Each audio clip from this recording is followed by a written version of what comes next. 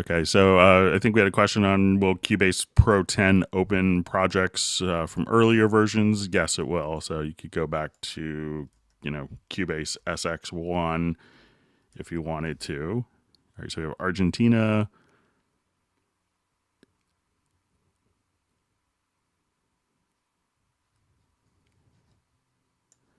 Okay, so copy one more question. We'll get started. Thanks for all the great questions.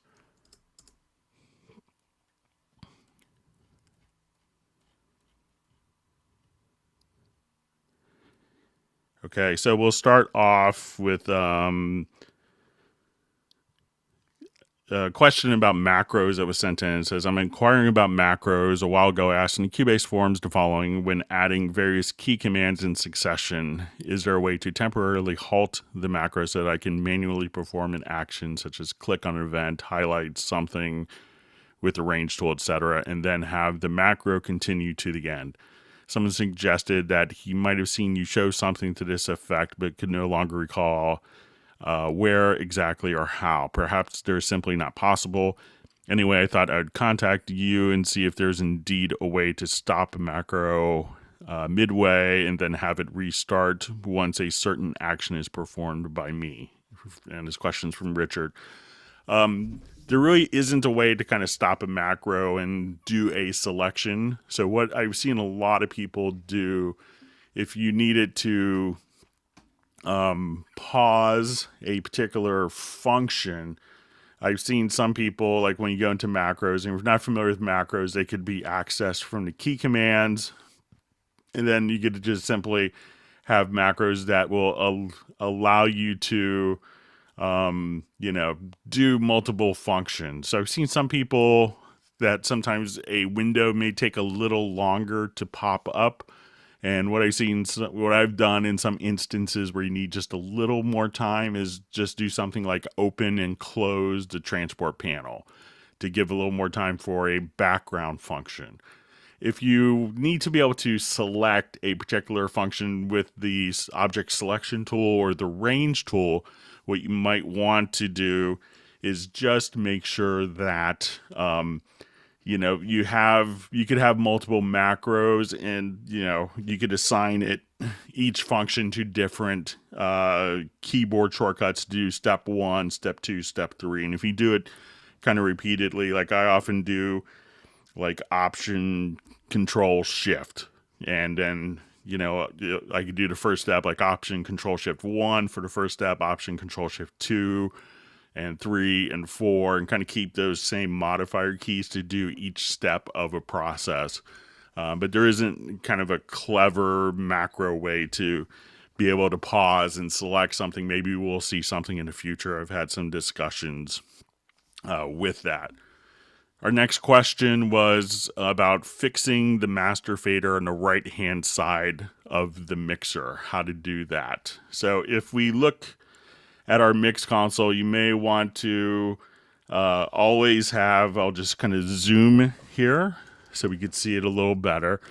You may always want to have the master fader kind of fixed to the right-hand side. And this can be done kind of independently for the lower zone mixer or for the full console mixer view.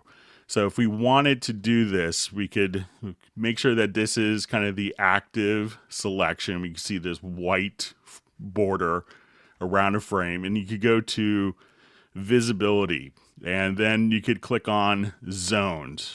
So here we could have a particular track that's anchored always to the left or anchored to the right. So regardless of how big my mix console faders, when we see these 3 dots, if you click on the center, this will be kind of in the center portion. Clicking on the left will anchor it to the left-hand side of the console, and clicking on the right dot will allow you to anchor on the left-hand side. So if I have this as my active window here and I'm scrolling along, now I could have my mix console's master fader always anchored directly to the right-hand side. So if you wanted to have, groups or something like that, just constantly fixed position, or if you want the lead vocal to always be in the left-hand portion of the mix console, you could have that fixed directly there.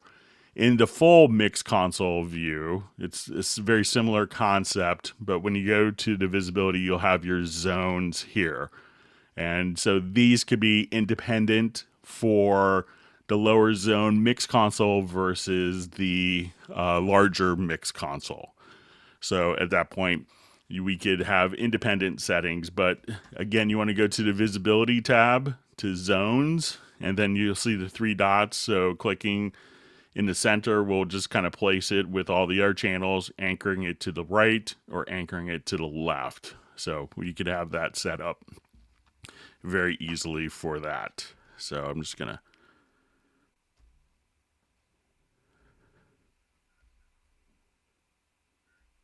Okay, so we'll go to our next question. And this goes with music XML export and importing of different tracks. So this could be kind of set up a couple of different ways, where being able to take projects from one particular track to another, like let's say with routings. And I think Paul's question is on a Hangout. I saw yesterday he posted one on one of the Facebook groups about how to save like a preset for like a Leslie organ. So let's say if we have a new project, we'll create empty. And I wanted to have like, let's say a pre-design, a preset up, drum, like Leslie. So say 2 mics on top, 1 mic for the low frequencies, and those routed to a group. And I wanted to save those all as one single thing. So at this point, what we could do is we're going to just add, let's say 3 audio tracks. And let's add a group channel as well. And I'm just going to hold down the Alt plus Shift key to route all these to our group, or Option plus Shift, depending on your platform. So now these 3 tracks are going to be routed to group 1. And if I wanted to have these panned, so let's say I wanted this to be panned, left, and right, whatever. So we could have your panning settings within your mix console. So say we just kind of come over here. Now, as we want to work on this, what I could do now is select all 4 tracks. And even if this is going to like an effects channel. So I'm going to, at this point, go to File to Export, and we can export selected tracks. Then you could reference the tracks or copy the media. So if I don't have any media here, I could just say we could reference, and we'll give it a name.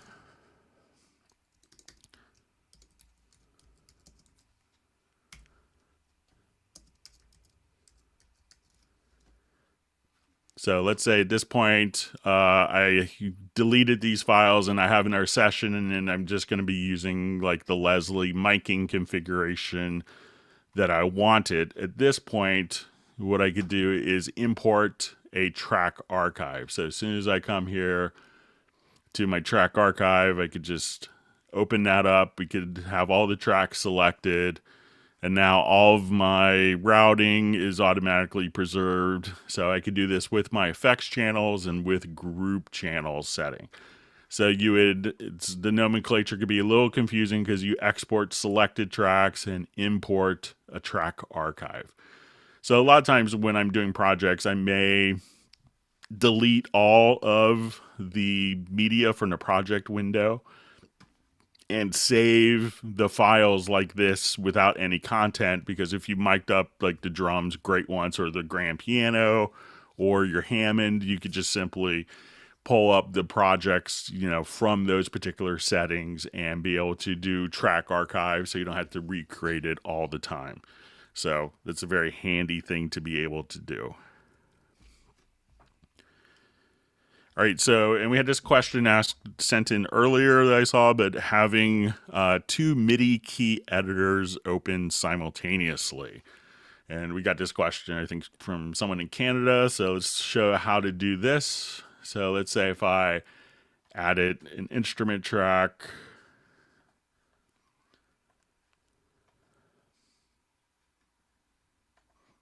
Okay, so I'll come here and I'll just do some quick composition, 21st century composition here on this.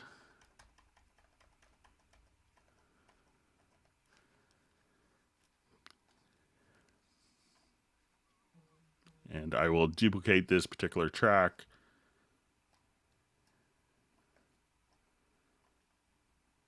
And I'll move it down an octave or two.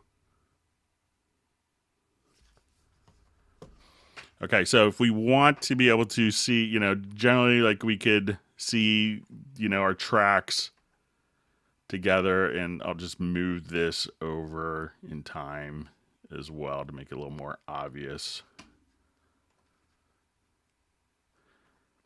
So if I double click here, now one of the things that's handy is to be able to, take these, and if you just hit like, Command or Control E, you could see both of these, but at times you may want to see them independently. So if we go to our preferences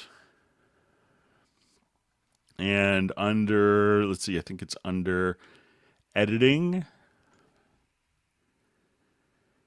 And then we want to, let me just find this preference.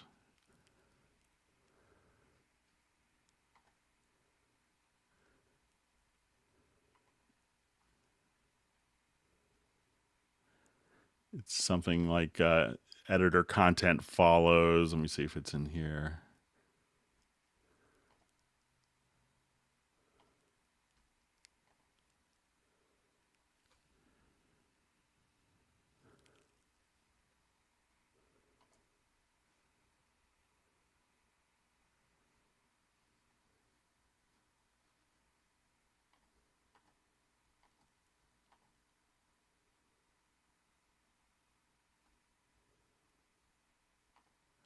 Okay, so under preferences to editors, I'm going to say editor content follows event selection. So you want this to be unchecked.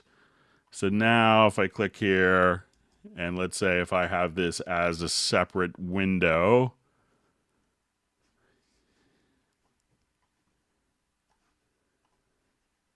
so I could leave this here, and I open up this as a separate window, I can see both of these, and if we just kind of see the different notes here, so this will be, it's not looking at the same material, so this is independent. So the trick is going to the preferences, to editors, and uncheck editor content follows event selection, and that's checked by default. So it's probably not the if you're looking for that approach, the name that you would probably think of to look under, but that is the preference. So again, preferences, uncheck editor content follows event selection.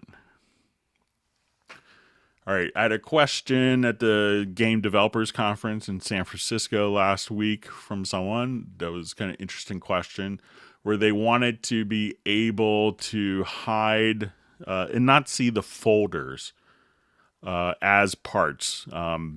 So we'll just kind of set up something here. So I'll remove these tracks. And let's say if I wanted to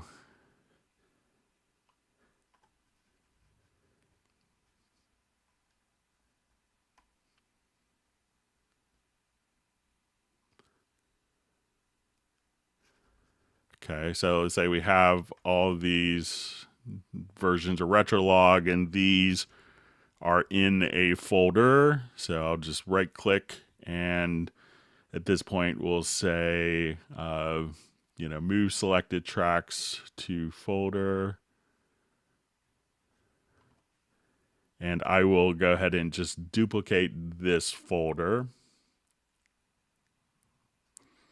Okay, so if they had a number of different parts, like so, let me just duplicate this folder one more time to set up to condition correctly.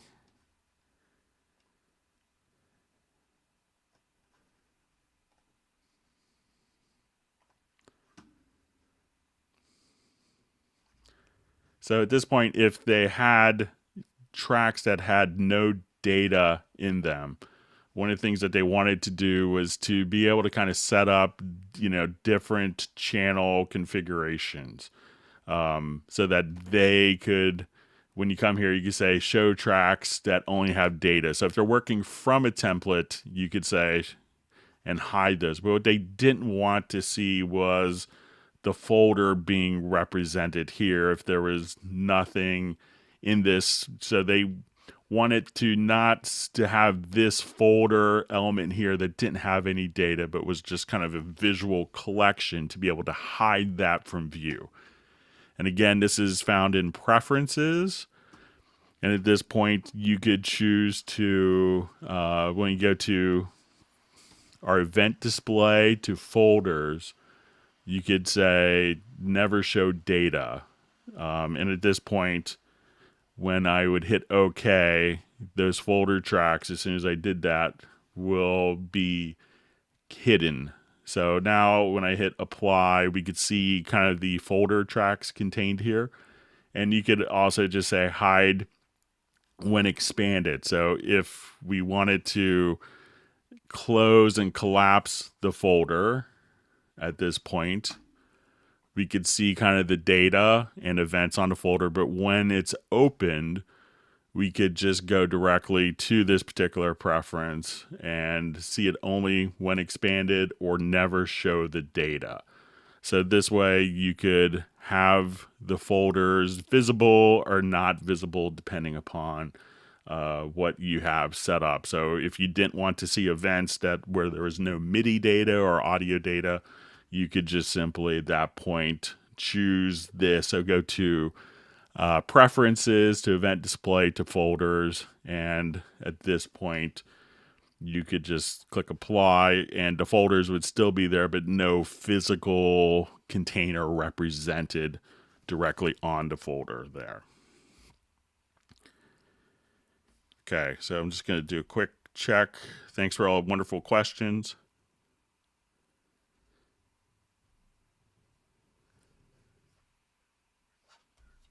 Okay. Go to next question.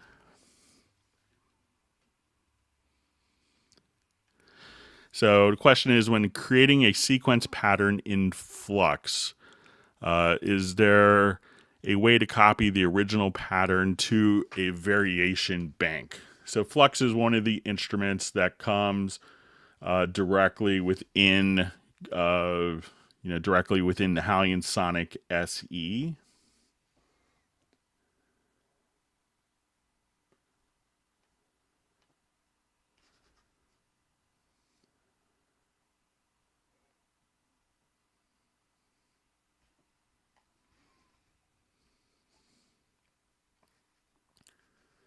Okay, so we'll just now take a look at Flux.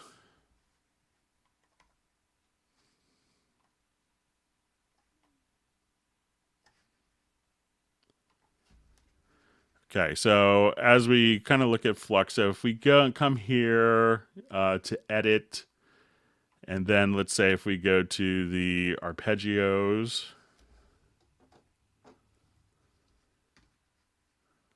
let me just find maybe another preset here, which we'll have.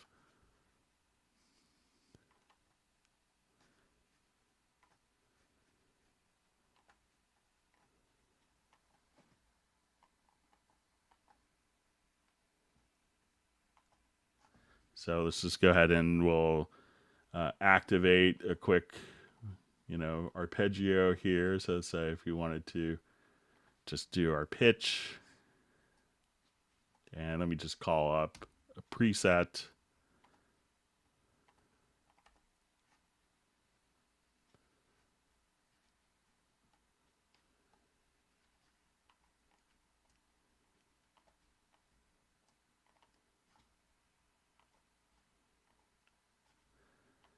Okay, so let's say if we have this set up as, and I think this is kind of what the question's about, how to copy these settings to a variation.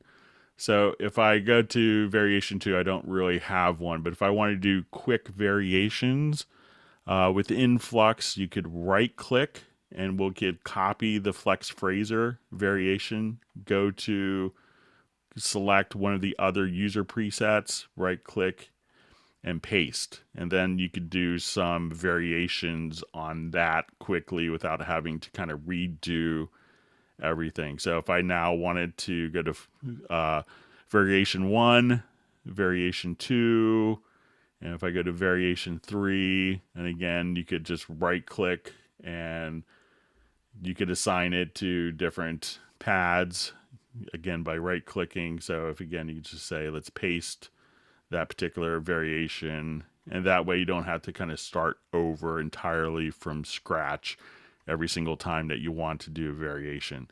So to do that, just, if you go to the user area here, select, copy the flex razor variation, and again, just by right clicking and right click and paste or assign that variation to a particular trigger pad. So I think that should answer that question, and we'll go on to next. So next question we had was, when audio clips overlap, the clip to the right is always on top. Is there a way to bring the clip to the left on top? So let's say if I have a couple of drum loops or some audio files, I will just kind of pop over here. Let's find a couple.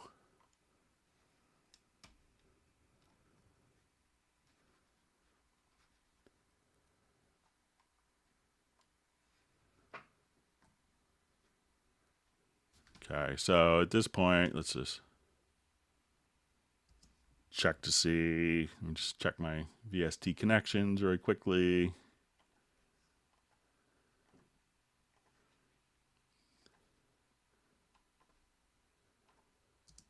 All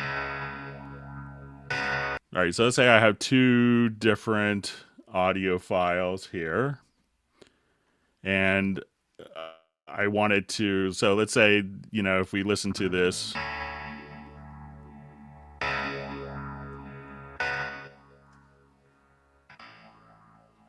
and then this will probably be like a little drum break.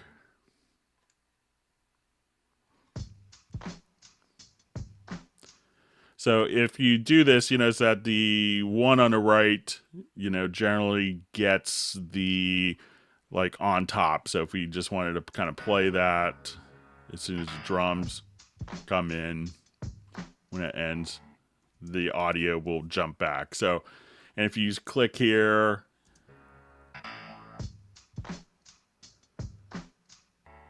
so what you could do is if you go to the edit menu and you could just say move to, and at this point, if I wanted to take this particular drum event, just go to edit, move to, and choose back.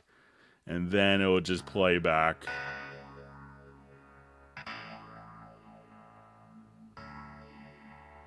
So if I have that one selected, I could say move to back or move to front. And at that point, now that drum loop would take precedence over playback. And when it ends, the event will just kind of continue on.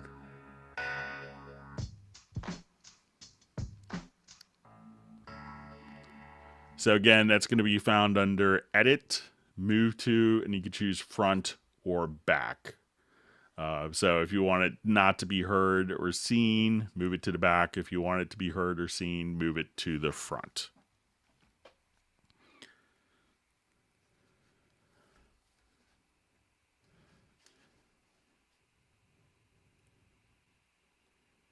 All right, so we had a question on different stereo panning options. I'm just going to do a quick check on the feed here, make sure we're okay.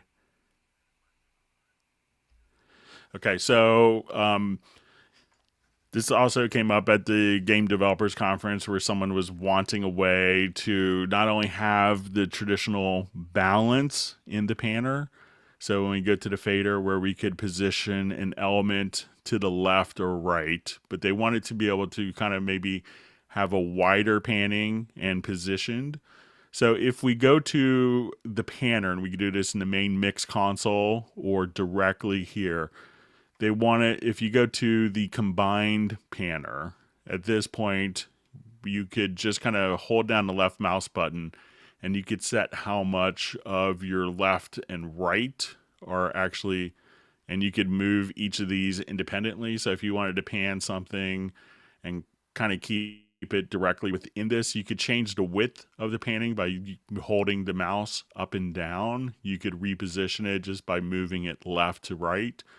And if you want to do kind of an interesting effect, you could also just kind of take the full panning, and if you wanted to just automate kind of, a reverse panning, you could just move straight up above it, and you could just kind of flip the panning elements like so. So at that point, you could just kind of reverse the panning if you wanted to and be able to do very creative things like that. So while the default panner will be set up as a balance between left and right, going to the combined panner can give you like a lot more flexibility where you say, I want it more to the, pan just like so. And again, you could position it within your left-right field. Moving vertically allows you to adjust the narrowness or the width of the panner, and moving straight up, you can reverse the panning like so.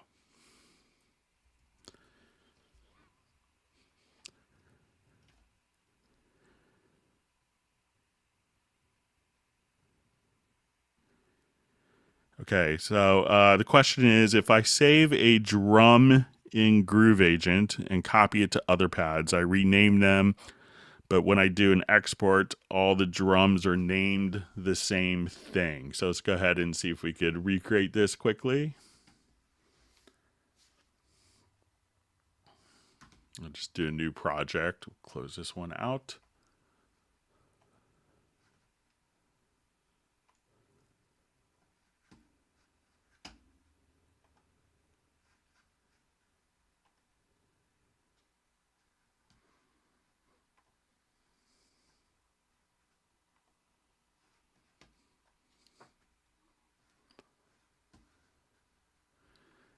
And I'll go ahead and just kind of copy a quick drum sample over to it.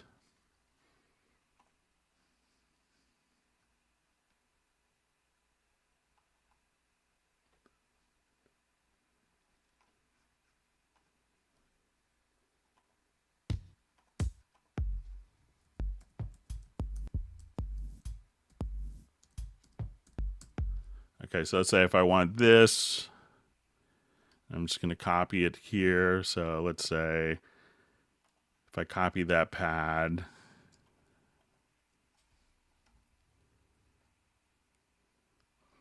and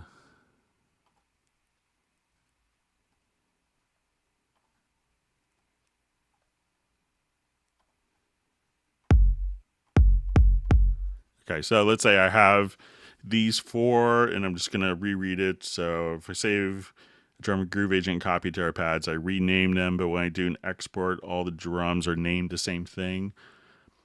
So I think that what's going to happen is, because it is the same audio file, that you may have the same names because it's the same audio file. Let me just try.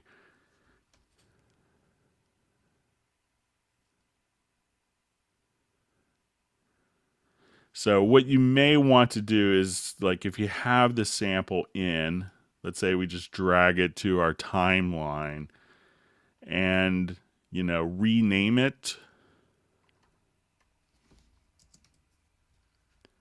Because it's going to be referencing the same file. And at this point, if you go to audio to bounce selection, this would be a separate audio file directly on this particular file. Let me see if there's a way of doing it maybe within Groove Agent as well. So let me just see if I could figure out a way.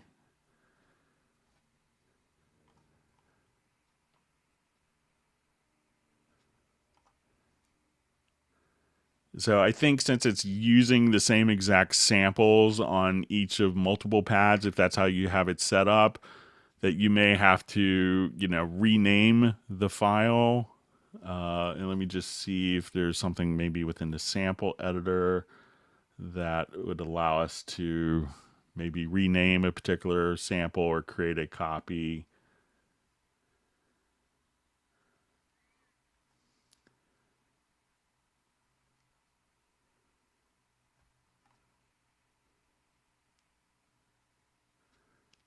Yeah, so I don't know. Let me just see.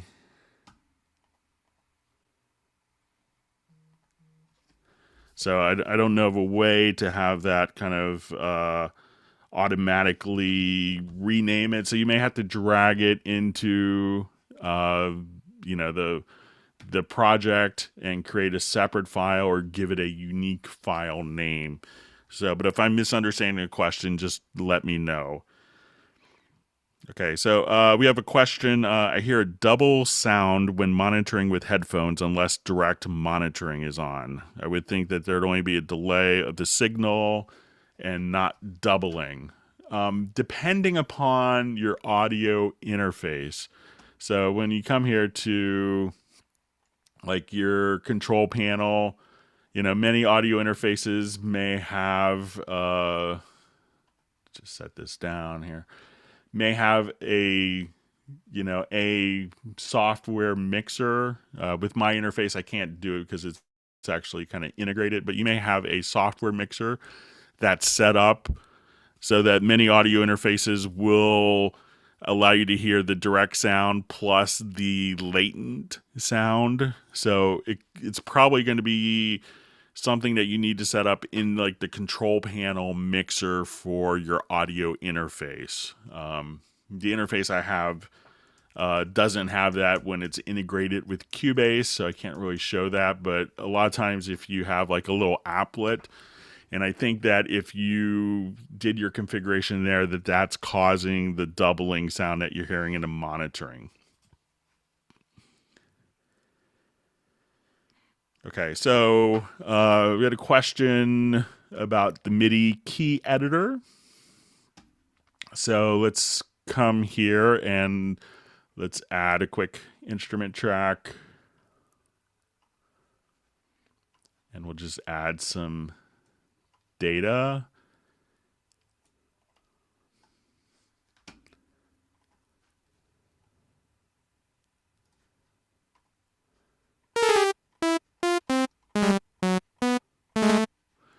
Okay, so the question is, can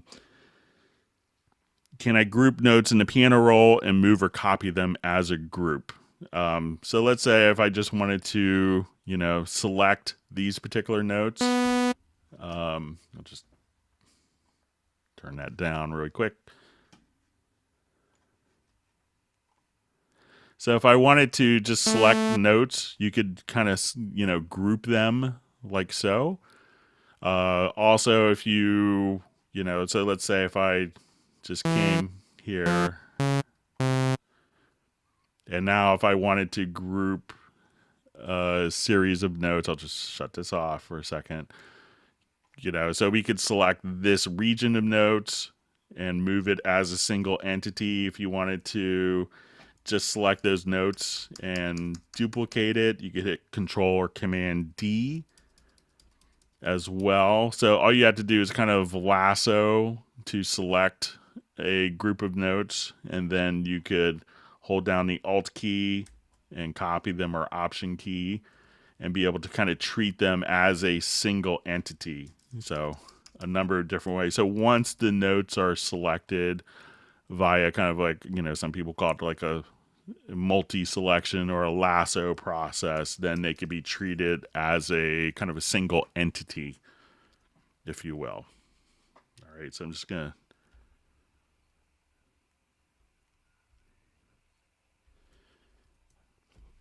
Okay, next question. Will Cubase get fundamental changes to GUI anytime soon? Because I see so much inconsistency. Some areas look like 1995 and some are new.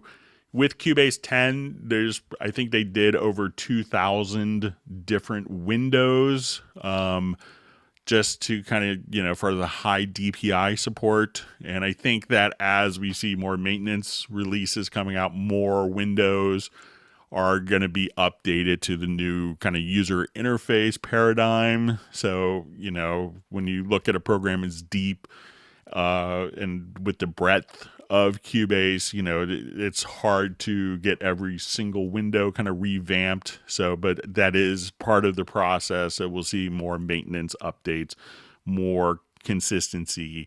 So they wanted to get, the core fundamental windows kind of redesigned, and the other ones are going to be coming out in the form of maintenance releases. All right, so we had a question about shared copy. So let's say I have this event here, and I'll just go ahead and we'll make it a little, let's say I'll just select a number of different events here. So let's say this is my MIDI part, and so if I do a copy, and there's a number of ways of copying, you could just kind of drag across the center edge. You could also hold down the Alt key, and if you go to the bottom corner, drag like so and make a copy. And there's a concept called a shared copy. I think it's like Alt or Option plus Shift. And so now if I changed the particular notes in this portion,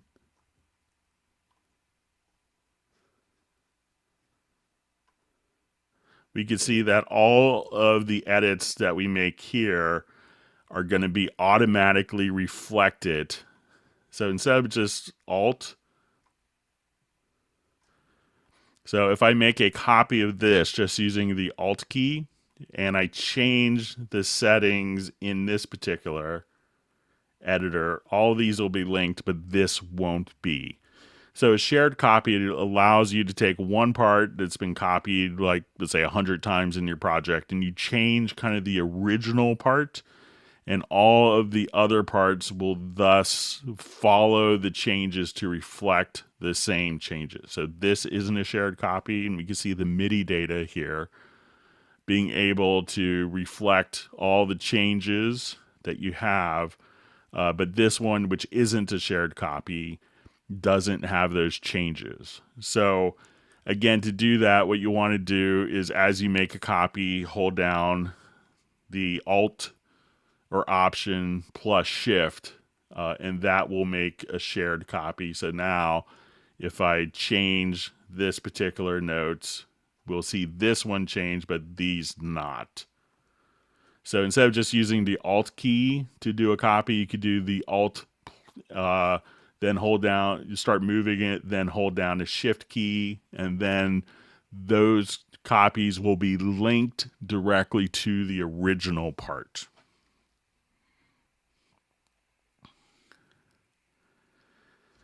So question, I updated my Waves plugins and now I can't open current projects. I'm working on Cubase, just crashes.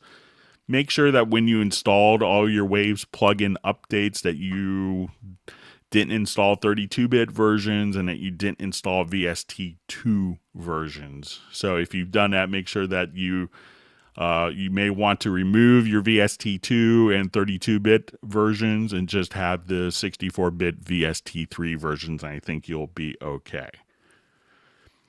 All right, we had a question. I'm just going to check something on the feed here, make sure we're hearing some audio. All right, so we still have audio going. That's good. All right, so next question was, how about the new MultiPaner? Some examples and uses. So the MultiPaner in Cubase is similar to the one in Ondo, And Nuendo has more extensive surround capabilities for doing stuff like Dolby Atmos. But if we go to our audio connections, I could set an output here, and we could have, a new. So Cubase will do up to 5.1, but it could also do ambisonic. So if you're doing more like, immersive 360-degree audio, this is where it's kind of set up. So I'm going to add an audio track, and we're going to route it out to our ambisonics output.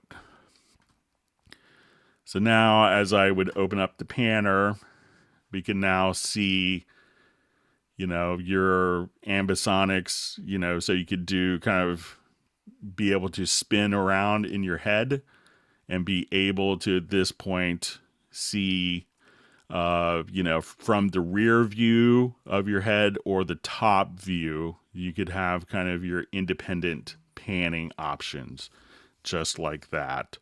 So at that point, it's really set up in, we have a lot of people doing, like game audio production where maybe a particular audio event is tied to a visual element. So let's say if the car is turning, and the car is like to your left, and all of a sudden you turn your head, that those sounds and panning will match based on what you're doing directly here. So that's kind of the intention of the MultiPaner with the ambisonics capabilities inside of Cubase for doing mostly VR authoring.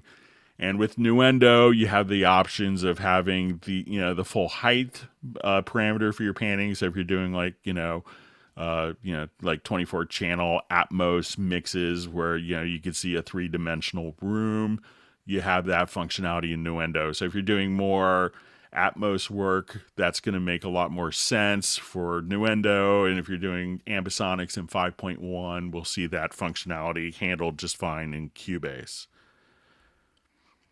So question, hi there, how can I make my FC7 Yamaha expression pedal work with Hallion? So, Hallion will take, just about any parameter, that's being input. So it could really depend on, particular patches. So let's say if I added a quick instrument track and let's do something that could take advantage of your, so say within Hallion, many sample sets like orchestral stuff, you could actually use, full expression pedals to do all the mapping and, for changing different velocity layers. And this could really just change. So let's say if I wanted to go directly to like Iconica, at this point we could just say I wanted to do string samples. So let's say, and to have like, more players changing dynamics naturally, you could have this set up for expression control. So depending upon, what you're actually doing, with your layers, you could switch via velocity, or you could switch, different layers with your expression control. So basically what you need to do is to tell Hallion and the sample library, if it supports this type of functionality, that you want to switch between the different layers, using expression. And you could also at this point add additional functionality. So you can say between, let's say, sustain and legato, I wanted to be able to switch between these two pads. And you could switch using any controller such as expression or modulation. So at this point, you could pick which controller is used to switch between the different articulations that you want for, more control. So some people may use the expression wheel for some things, like an expression pedal rather. Some may use like the modulation wheel, but it's just easily defined, and it could be dependent upon the sound set and the library. But this is pretty typical within like orchestral instruments like Iconica. So as you kind of click here, we could just, choose what controller to fade between different dynamics or which controller to fade between different articulations. So that's how, but you can use any expression controller from anything, obviously including the Yamaha. Next question is Cubase 10 Pro fine to master on? We have lots of people that use Cubase for mastering, and it really could depend upon what your definition of mastering is. We make a software program called WaveLab, which is an audio editing and mastering solution. Cubase won't be doing, CD burning and creating DDPs. And that's more along the lines of WaveLab but what a lot of people consider mastering is taking like a 2-track mix and then doing further processing like, EQs and compression and limiting and dithering, and all that can be done directly within Cubase without any issue. So I see a lot of people that do, what they call mastering inside of Cubase, running like the stereo 2-track and processing the files. Some mastering engineers would go, oh, I would never, that's not mastering at all. That's not what we do, and have more of a workflow that's, more geared towards, delivery to different formats and exporting multiple formats with different compression, like data compression codecs applied, and being able to, critically have, some additional metering functionality, so WaveLab would be more, professional mastering tool, but there's a lot of people who do great work in Cubase and processing the audio to kind of get the mastered sound that they're hearing in their heads to be competitive with other projects. So it really could depend upon what your definition of mastering is. So, if you want to get a great sounding result, you could obviously do that in Cubase.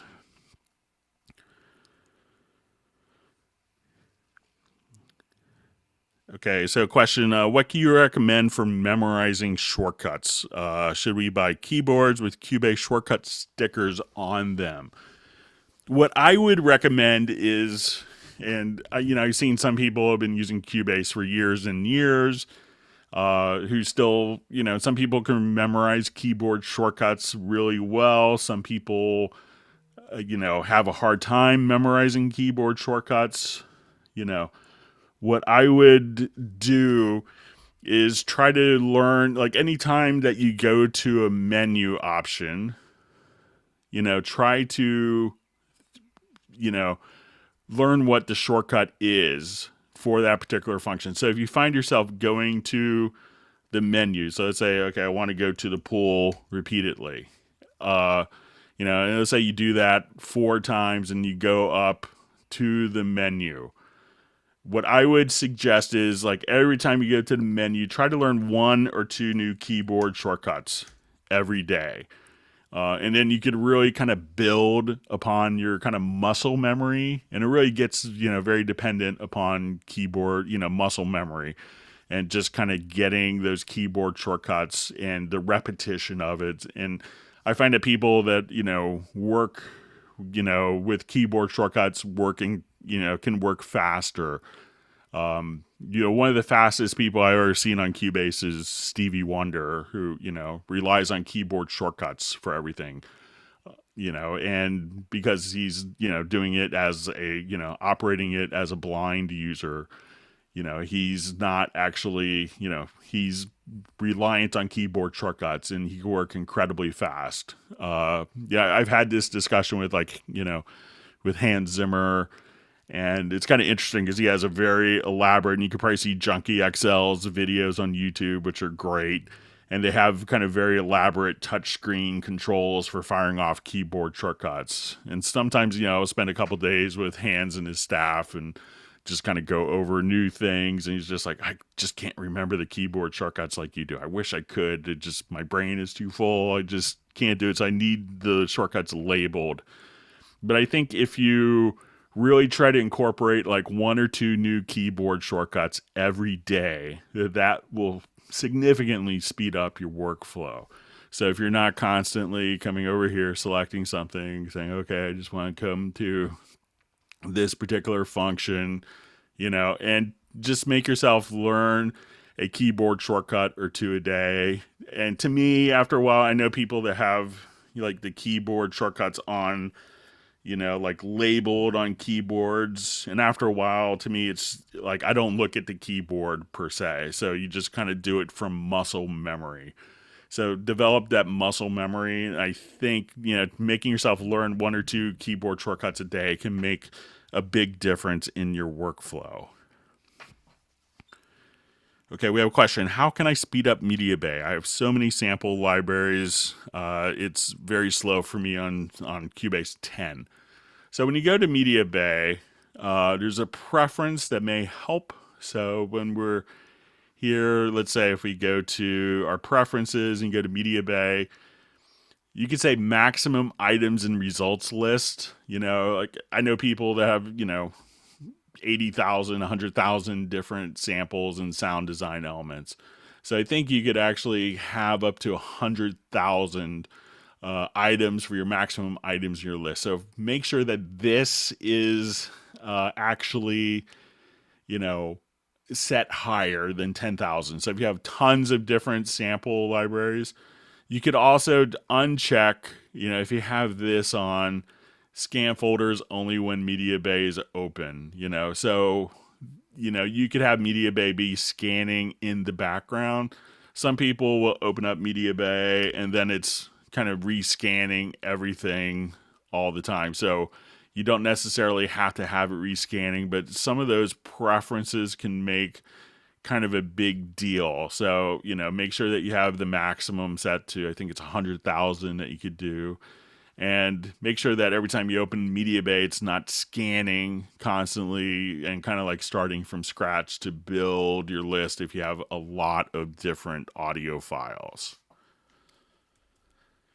Okay, so I'm just going to do a quick check on our feed and make sure everything is good with audio and stuff. So thanks for everyone's great questions. And we'll just scroll through some of the comments. So we're just going to try to catch up. We know we have a lot of questions and comments.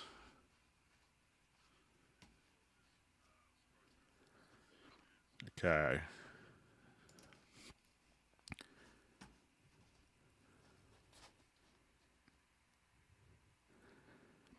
All right. So a lot of people introducing themselves. So I'm just going to try to get caught up on comments.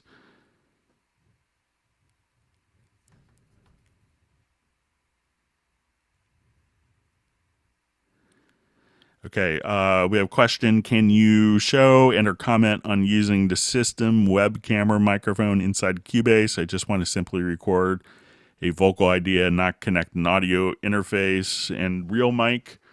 So if we do this, you could just, and it could be different depending upon your operating system. But when you go to your VST audio system, here you could choose your different audio interfaces. On Windows, it may say like, direct X, or generic low latency audio interface. So you could use any audio interface or audio device that's connected to your system. You may have to, if on Windows, especially if you go to your control panel, you may have to at this point define, and it's different on Windows platform versus kind of the Mac. But you may have to actually define which, it may be like a generic low latency audio interface, and you may have to set and go into kind of the settings for the control panel. Unfortunately, I can't really show this, but if you go to the control panel, you could make sure that you have the USB, kind of like your webcam mic on to do that. Otherwise, it may be taking the line level input, but you just need to define the input as coming from like, your webcam mic. And then you should be able to do that. It, obviously may not, give you the best results, but, for capturing that idea without having to have everything turned on, but just kind of select, if you're on a Mac, you should see your, and when you go to your VST audio system, you should see probably your webcam mic if it has a core audio driver. On Windows, you probably wanted to set it to generic low latency ASIO, and then go select that, then go into the control panel and make sure that it's set the input to come from the microphone.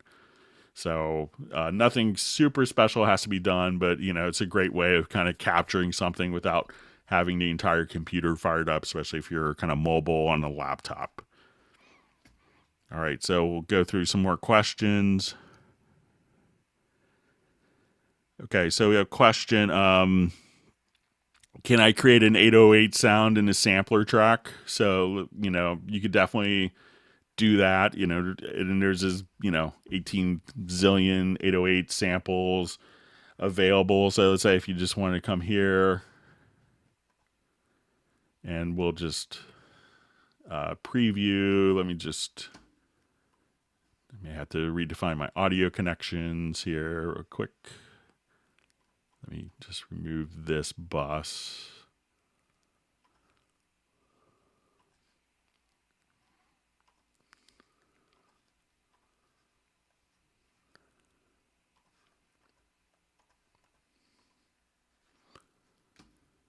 Okay, I'll just check my connections one more time. But really, all you'd have to do is, take any one of your different kick drum samples, right click, and then you could go directly to your sampler track and be able to play it and trigger it very easily. So let me just do a quick new project here.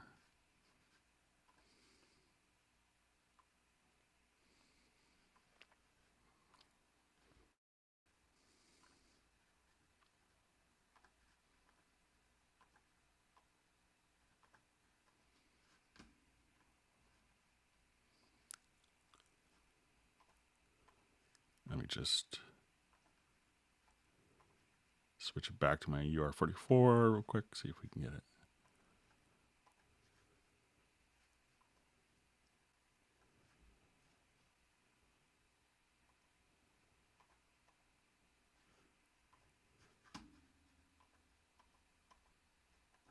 So yeah, that's really all you'd have to do. So there's any number of different options for taking any audio file and just dragging it in. Okay, so I'm going to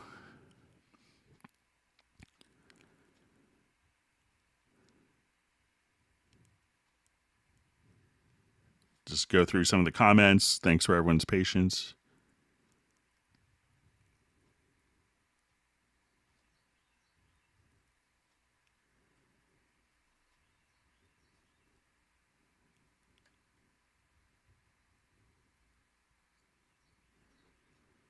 Okay. Okay, so we have a question. I save track presets. When I want to load them in a new project, I don't see them. So let's say if we have a track preset that we've saved, let's say an audio track. And at this point,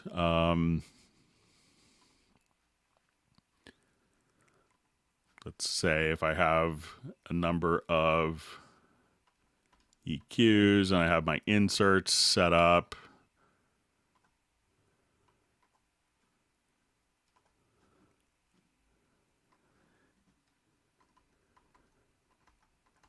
and we'll give it a name.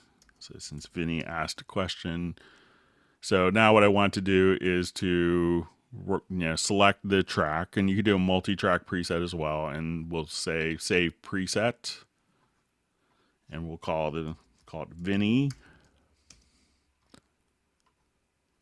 And now we'll hit OK. So at this point, we'll remove that selected track, and let's add a track using the track preset. So we'll say using track preset.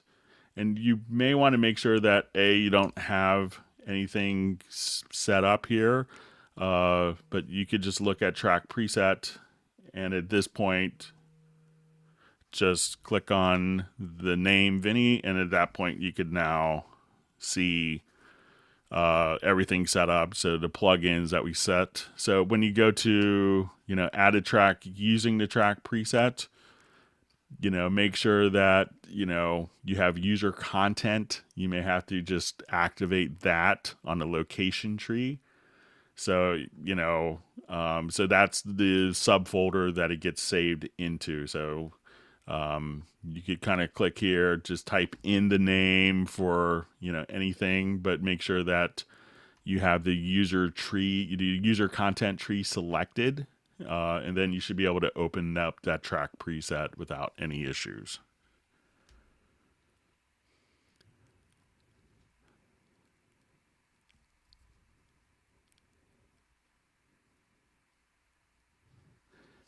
Okay, just reading a question. Use a VST MIDI plugin for drums. On occasions, the MIDI with trigger correctly only on one MIDI node. Is it possible to change the parameters of a single node of a line of MIDI? I'm not sure what you mean by a single node, and this question's from David Alexander. So if you just kind of, maybe if you could reiterate what you mean by single node, just so I understand a question a little better, and we'll try to get to it later.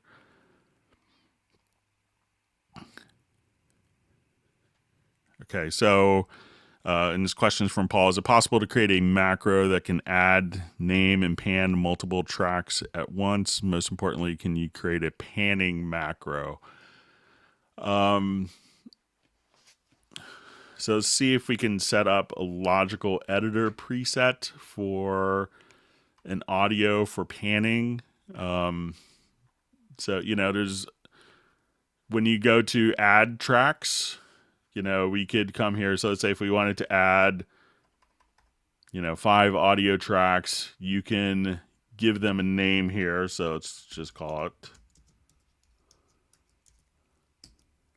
And they could all be named like that on input. So let me see if I can do like a project logical editor for the panning. So we'll go to project logical editor. So let's say media event, or we'll say container type is equal to track, and let's see if the track operation.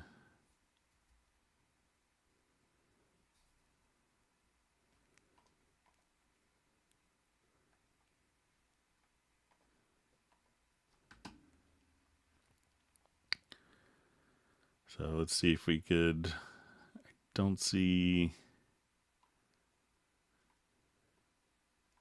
panning.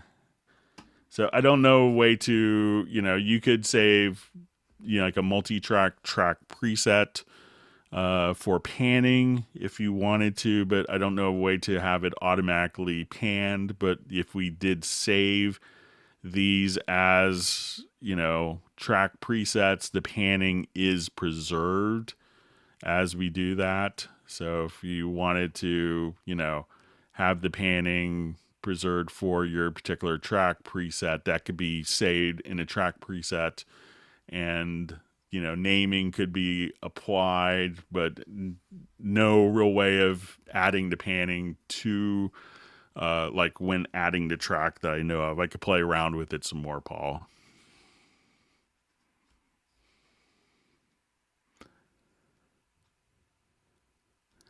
So question is, let's say I have a template in Studio One. How can I import it? So, there's probably the ability to, within Studio One, to export an OMF or an AAF file. You could also import standard MIDI files for MIDI tracks. It may not translate directly over because OMF and AAF don't contain MIDI information. MIDI information won't necessarily, so that's going to be primarily audio and some limited automation capabilities. So, there's probably not a direct way of importing your template from Studio One, but you probably have a little more flexibility in Cubase, so you might benefit from kind of rebuilding the template. But it's I don't think there's a standard export that would do that for you. But I think you could benefit greatly from building your own template from scratch and taking advantage of different functionality that Cubase offers. So.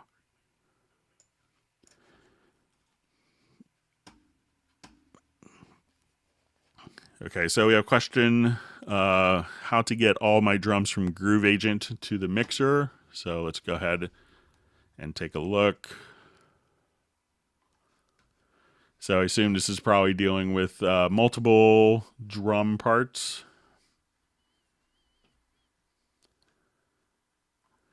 So like if we wanted to separate kick and snare to our different instruments.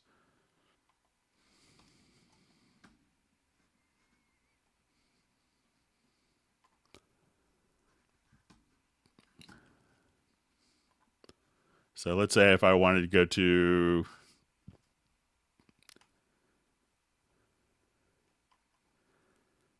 maybe one, like it could be slightly different kind of mapping out. So when we go to, let's say, our mix console, and I hit play, let's say if I go to pattern mode here.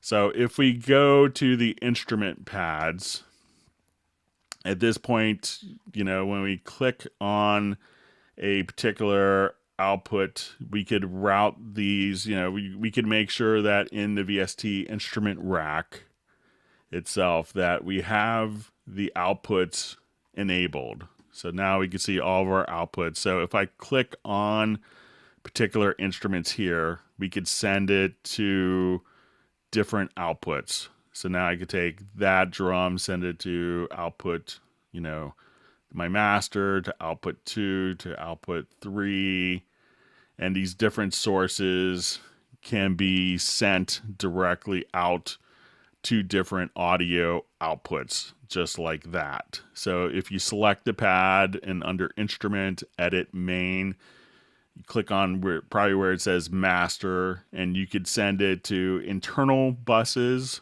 like for different effects handling, but you could also send it to up to 32 stereo outputs as well. So that's how it works with like beat agent kits. If you have an acoustic agent, it's going to be slightly different. So let me just load up.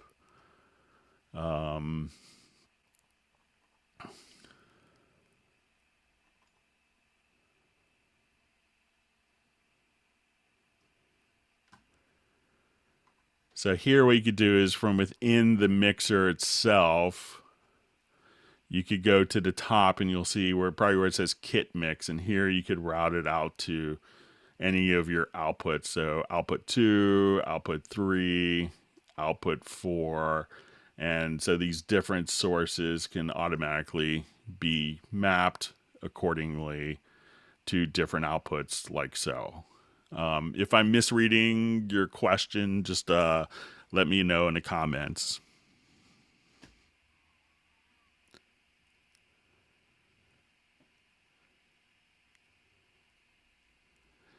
So we have a question, DJ Atlanta Drums. I think, how long does it take to receive the USB lock dongle? Just ordered it today. So it really depends on where you order it from. So, a lot of dealers will have it in stock, so I can't really speak to their delivery. And, I think if you got it through the Steinberg online shop, it's going to be shipping from Richmond, California, is where the AskNet store is. So, I think you could obviously order it, with quicker shipping, but it'll be probably come from California, so give it a couple of days. All right. Okay, go through some more questions.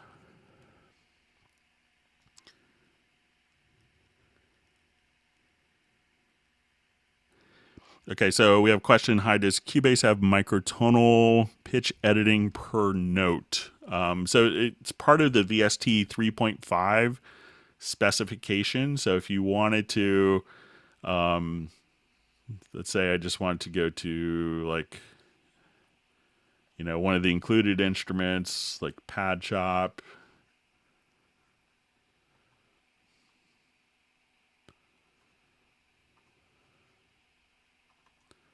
And really all you have to do to have kind of micro tuning capabilities is, if you double click, and let's say if you have a note here, you could just double click on a particular note, and from you have note expression functionality. So if you just go to tuning, at this point you could just kind of do micro tuning like so. So you could double click on a particular note and see the tuning capabilities with that. And this also kind of works in conjunction if with this, you could have a different note, and let's say I wanted this note to have a different pitch envelope than this note, than this note. So if I wanted to come here, so we kind of invented this technology, and then many companies thought it would be cool to have hardware controllers that could do this. So if you have like an MPE controller, like a Rolly controller, at this point, you could go to your studio setup, and as you do this, you could choose to, add a note expression input device. And here you could map different controllers like aftertouch, pitch bend, or brightness. So you could map these to pressure. So when it's almost like a silicon membrane controller. So you could, as you press down, you could have kind of polyphonic aftertouch. You could move vertically to change different sounds. So if you want to have that as pitch bend, when you move horizontally or vertical, you could have a filter or brightness. So this can all be recorded directly into the different instruments here. And when you go and, there's a whole bank of MPE presets directly for Pad Shop and RetroLog already. So you should be, able to just play with those and be able to tweak so that you could have kind of, full support for it already. So let me just come over here, open up this instrument, and we'll turn this off. So once again, you could just, if you double click on a particular note, you could see from the note expression, you could just set it to tuning. You could do that very easily.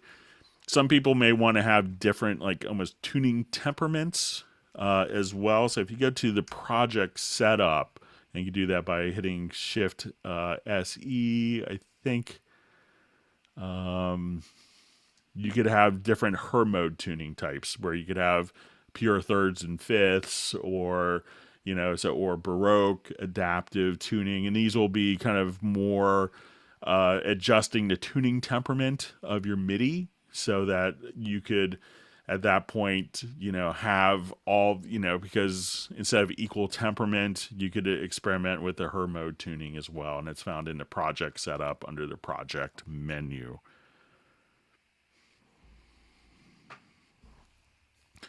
All right, so I'm just going to listen to some audio, make sure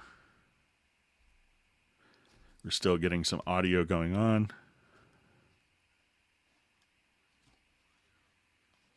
Okay. Okay, so we'll go through some more questions.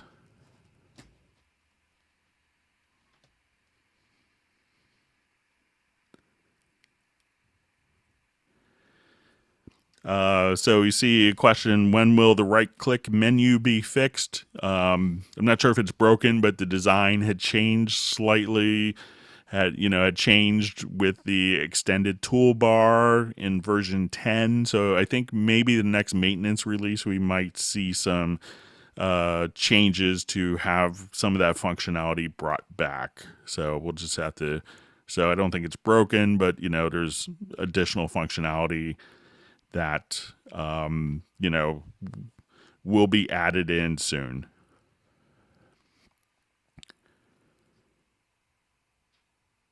Okay, so we have a question. I use Cubase 10 LE. Could you show how to add a video to a short sound MP3 or project? So really all you have to do, I think even in the Cubase LE, is just right click, and then you could just add a video track. And then when you go to import, you could say you also just want to import a video file. And at this point, you could just have your video file automatically come here, and you may just have to see like frame rate mismatches. And if you do that, you could go to your project setup by hitting Shift S and get the frame rate from the video, and then just hit F8. And then as you go along, you could see your video like so.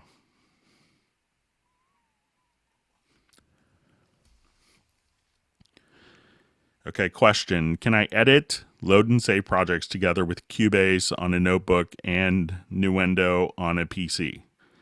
Yeah, the projects can be interchangeable between Cubase and Nuendo. So, there could be, if you're doing a lot of functionality for, reconforming or kind of Nuendo specific features, they may not translate to Cubase, but for general audio and MIDI editing and automation, you shouldn't have any problems.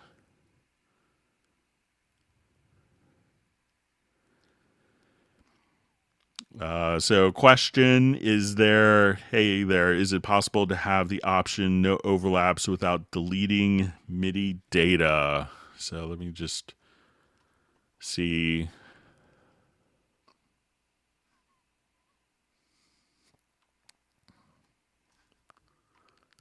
Just see if it's an editing preference.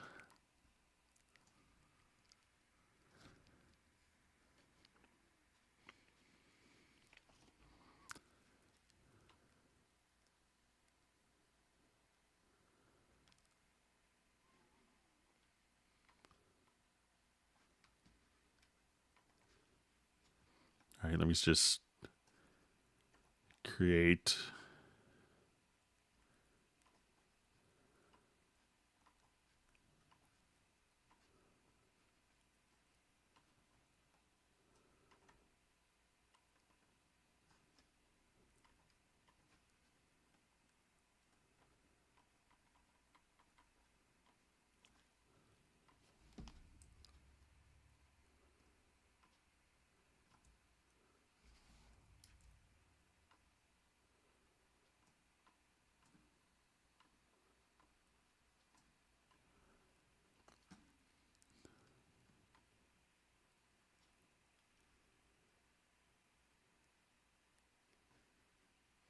Okay, so I'm just going to reread the question real quick.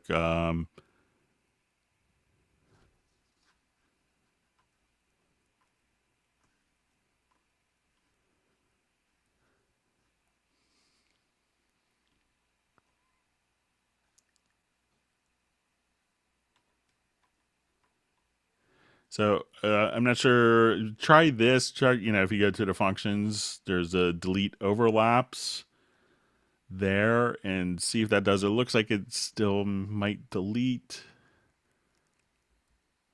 some of the parts. Let me just make this a little larger so we could see.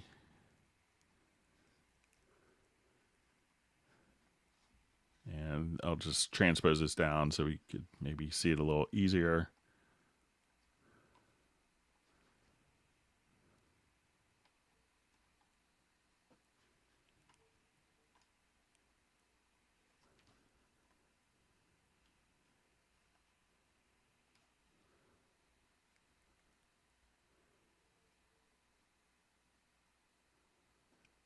So it looks like some of it may get deleted, but you could, again, just try either the mono or poly settings from the functions menu, but it kind of looks like it's deleting some of the different events.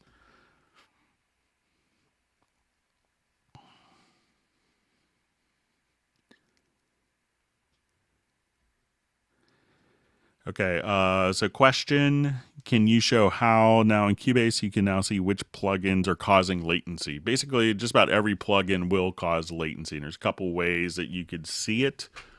If you go to your studio menu and go to your VST plugin manager, I believe if we kind of just come over here, let's say if I go to this,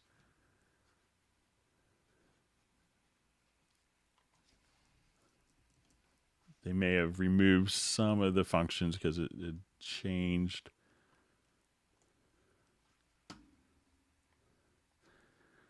So here you could often see what latency is, but if you go into the mixer view, and let's say if we have a number of functions here, so let's put in different functions on different plugins on the inserts. So let's say, and within the, you have what's called the channel latency edition, and this came in Cubase Pro 10. So if we do this channel latency, we could see this directly here.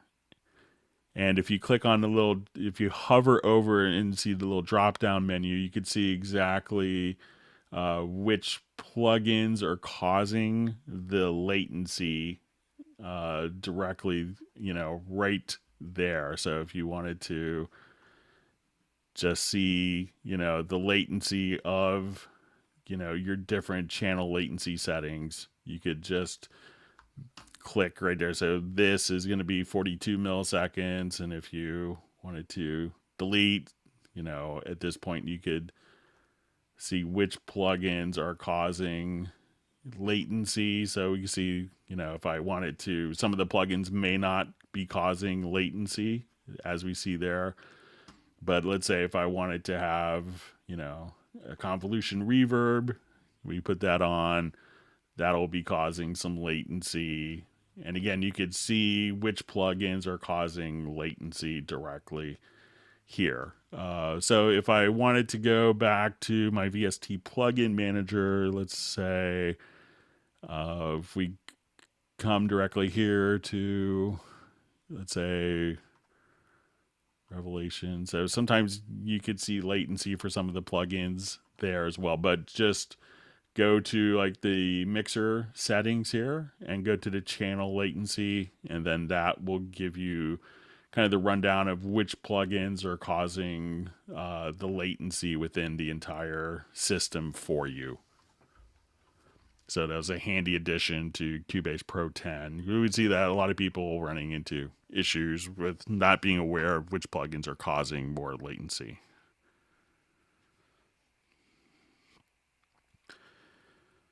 Okay, so question, I'd like to set CC1, CC7, CC11, CC24 to some initial value to be balanced to balance my template. I do not like mini MIDI snippets at the beginning of each track. Probably the best way, because the CC data that you have, is going to need a particular, generally would need a area to live within, as kind of a rule of thumb. So let's just add a quick MIDI track here. Or I'll just add an instrument track really quickly.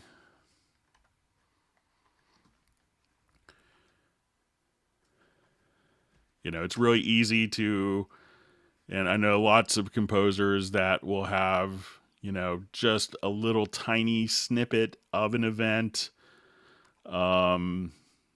just something, like this, and it could be set into negative territory if you wanted to. And at this point, you could just say, I want it, to have modulation set to this. I wanted to add another controller lane. Just make this larger. And here I wanted to see, expression, etc., like this. I suppose what you could do is use a MIDI plugin if you didn't want like little snippets of MIDI to start off. So let's come here. Let's take a look at some of the MIDI plugins. So if we go to MIDI control, here you could say, okay, I wanted CC11 to start at value 17. I wanted expression to start at value 55. And let's say you had volume, set to 78, and controller 24 set to a particular value. So this way, this is associated with the track itself and not the little snippet here. So that way you don't have to have a little part with the MIDI data, but that should start you off in the same ballpark every time. And you could save that particular one. Let's say if I just come here, so let's see if there's a way to save that as a preset. I don't see a way of doing it, but that's a way to accomplish what you want to do without having little snippets at the beginning of each of the events. Okay, so this may be a continuation. Okay, so it says, I tried with MIDI control MIDI insert, but it behaves strange. Record.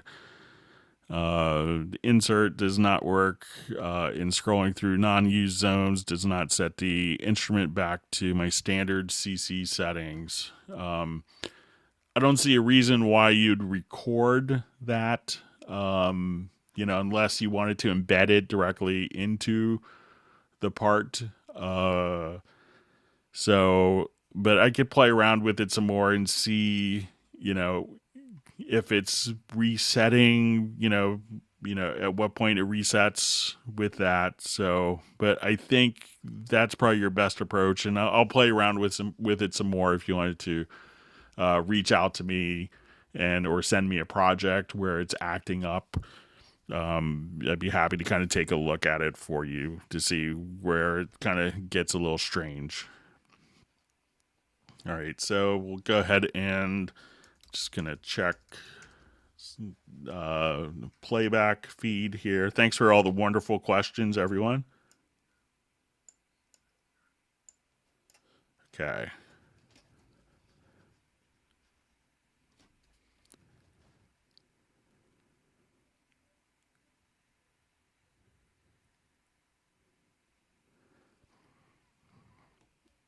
Okay, so I think this is maybe getting Paul's questions. Like, this is great info, Greg. Can you create a macro to execute them? I don't know of a way to, and I think this is referring back to like our maybe creating like the track archive, saving the track settings and being able to do that. So I don't know a way of doing a macro to recreate that, but let's take a look and see if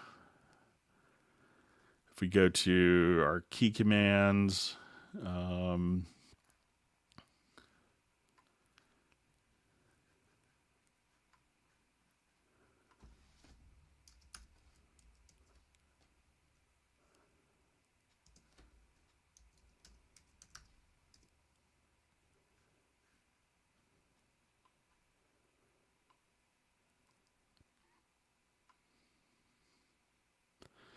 it looks like you could, it may not be in a macro, but you could just have it automatically say, hit a key command for add track using track preset, and then type the name in of the preset within the search filter.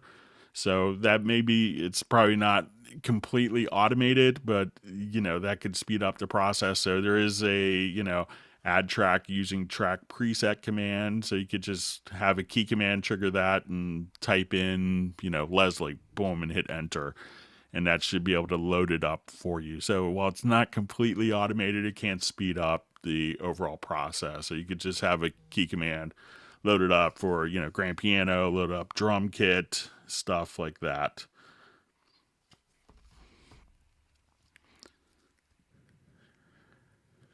Okay, so let's go back. So we had a question about the 808. So kind of jumping back on that. Let's say if I just wanted to go through different kick samples, and making a sampler track of that, and now being able to trigger that quickly or run it through additional filters.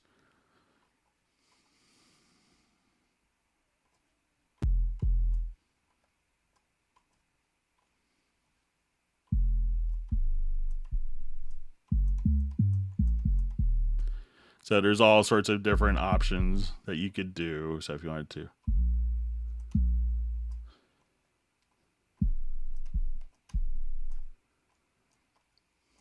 And even if you wanted to.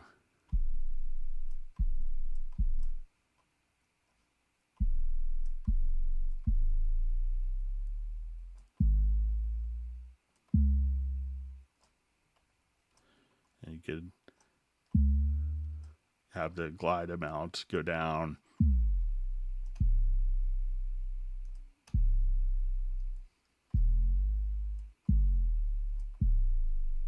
So different options that you could do to make kind of typical 808 samples.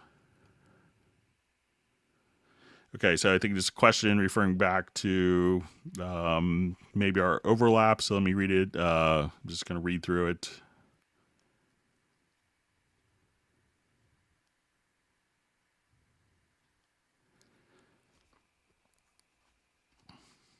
Okay, so the question is, once I move a MIDI region over another one, the one that is overwritten does not contain any more of the MIDI notes. It'd be great to know if there's a way to keep this from, to keep the information. So let's say if I have this particular MIDI event and I double click and have this MIDI event, when I turn them both on,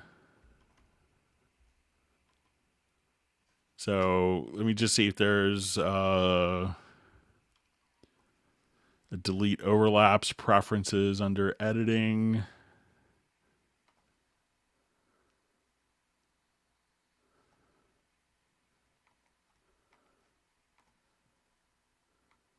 Because it looks like it's kind of keeping.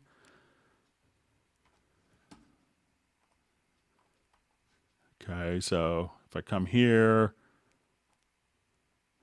Okay, so it looks like, when you do that, so let's say I had these notes here extending, and then I have these notes. So if delete overlaps is enabled, it will get rid of those events.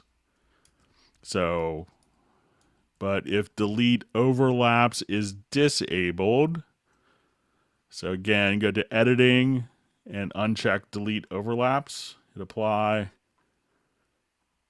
that those two events will kind of coexist. So make sure, this for Pietro, try going to your preferences, and at that point, just go to editing and make sure that delete overlaps is unchecked there, and see if that does the trick for you.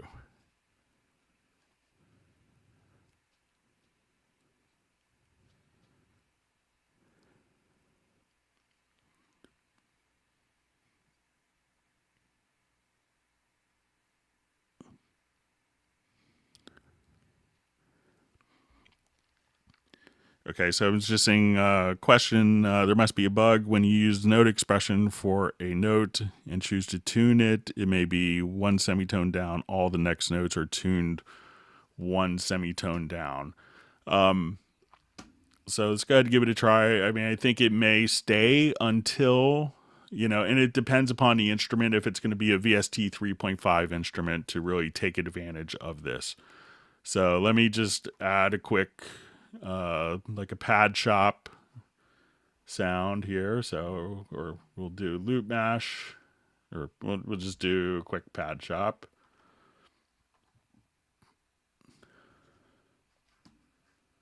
So not all instruments have the capability of doing VST 3.5. So if you run into with third-party instruments, it could be that those instruments don't support it. So I'll give this a try.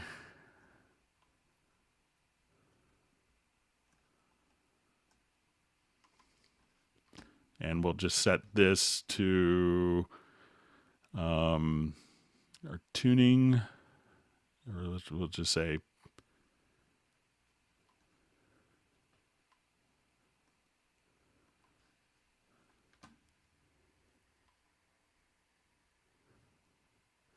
let me just disable my MPE controller just to test this.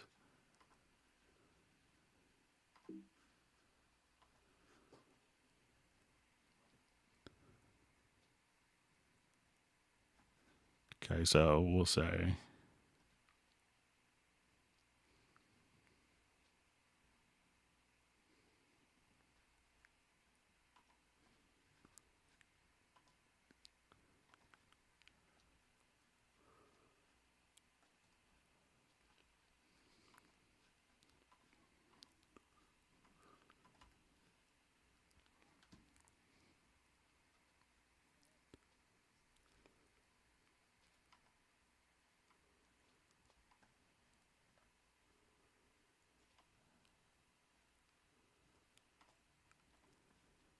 I'll just try a new project here real quick because it may have sensed our MPE defined definition from the previous.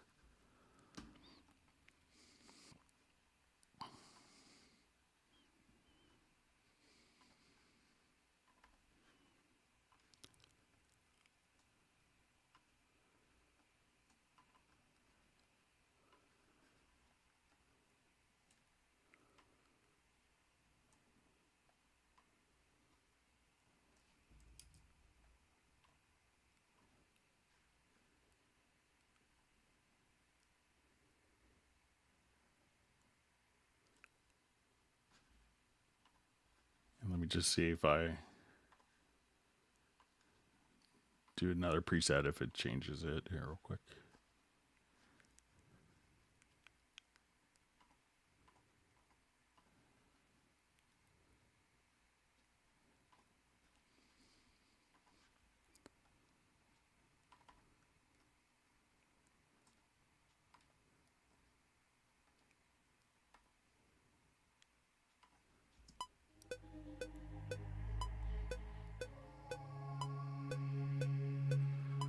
So here it seems to be independent.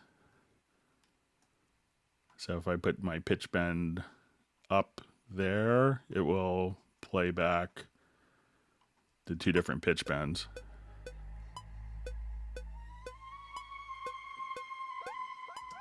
So if I want to come here and just kind of drop that down, so it doesn't seem to be kind of carrying over. So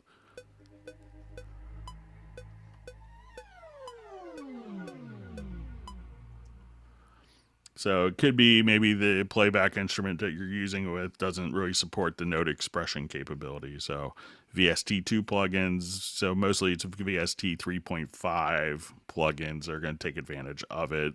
And while there's not a lot of third-party companies that have VST 3.5 instruments, it's really, up to them to support the different formats.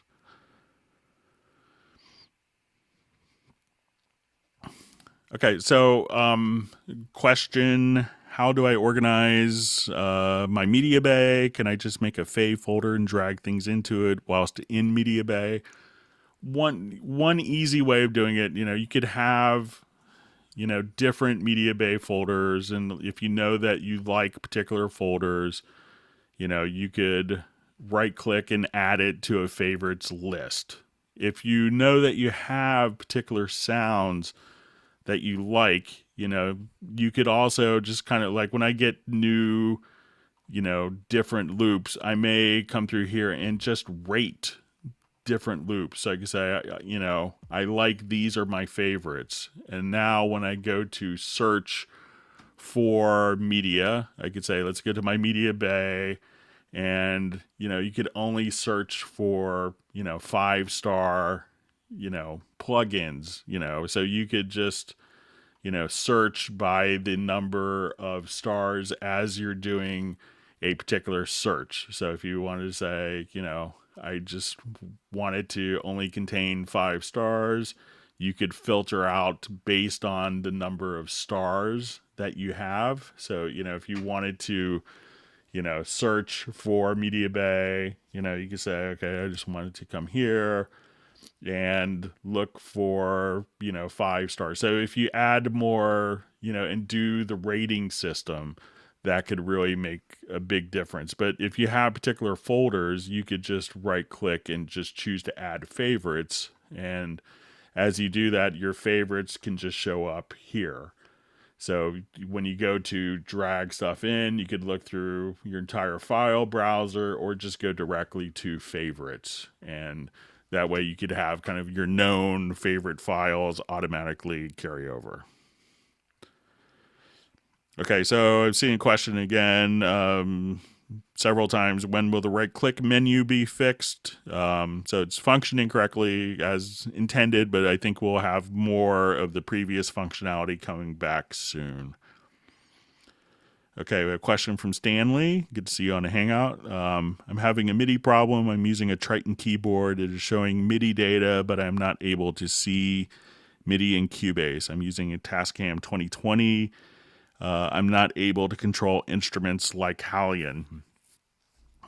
Okay, so make sure, one, that, there's a MIDI input icon here. So as you hit, so if we look in the lower right-hand corner, you can have a MIDI activity to show MIDI input. So as I hit a MIDI controller here, I can see that it's receiving MIDI input. Make sure that, sometimes the keyboards I can't remember, the Triton is probably USB interface.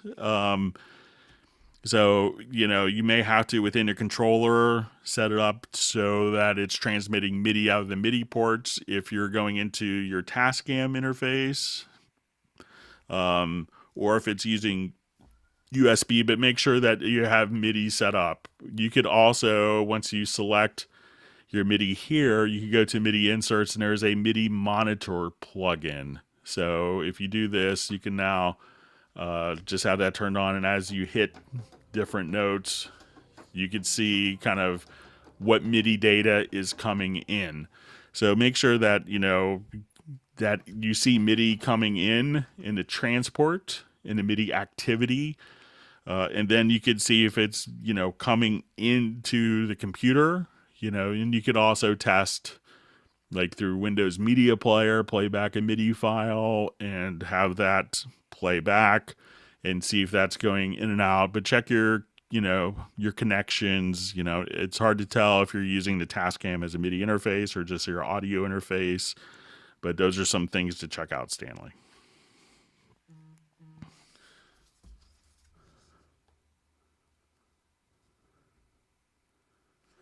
Okay, so reading on to next question. Sorry, just getting tons of text and calls.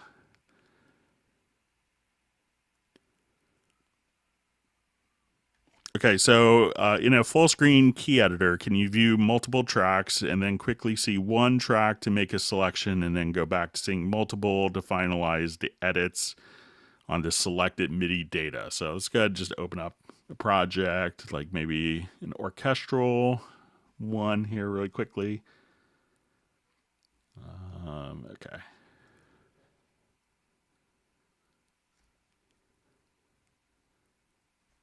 Okay, we'll just open up this one here real quick. All right.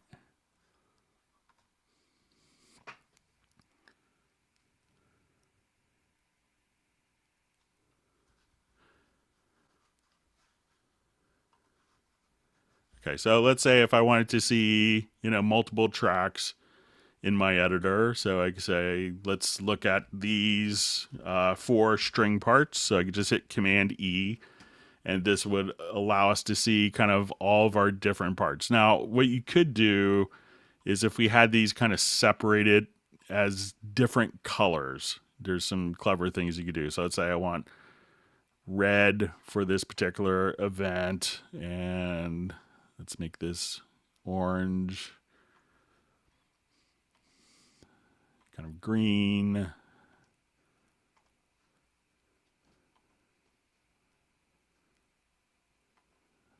blue. So, and we could just kind of change some of these colored parts. So let's say more violet. So as I look at this, we could actually see all of our different parts, and we could colorize based on, we could see our different parts here that we could be editing on. And at this point, you could choose to edit the active part only. So at this point, you could just say, let's just look at, your violin, your cello. Let's look at the contrabass, and even if I wanted to look at, let's just kind of split out some of the parts here so they're not duplicated. So let's say violin 2, cello, and bass. So now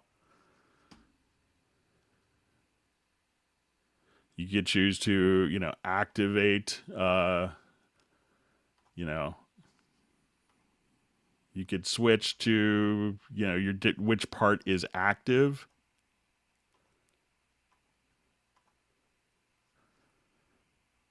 So let me just see if we get this a little clearer with the note ranges here. And we could colorize by the part. So if you wanted to see, different parts. So if I now switch to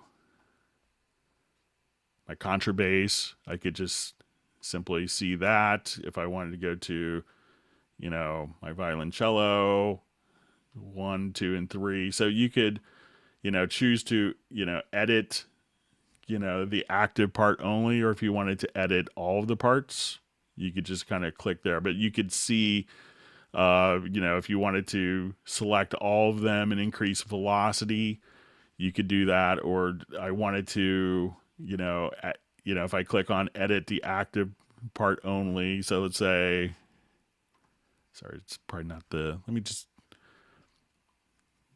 so let's say I'll just look at this part here. We'll just try to get a better view.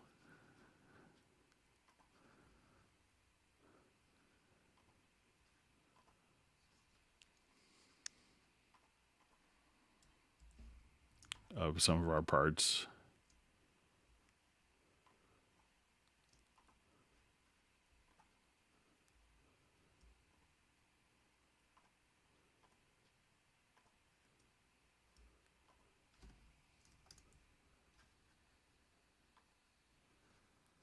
So here, again, we could colorize, based on the parts. So if I just switch to viola, those are the only parts that I could edit, or just want to look at my cello or look at the bass parts. We could see that those will become kind of, so if I switch to my cello, my bass parts will become, kind of discolored. And let's say I go to my violin 1, all the other parts are not actively selected, but I could choose to edit the active part only or select all of the parts here. So, it's one of the strengths of Cubase, being able to see, multiple parts within one MIDI editor very quickly.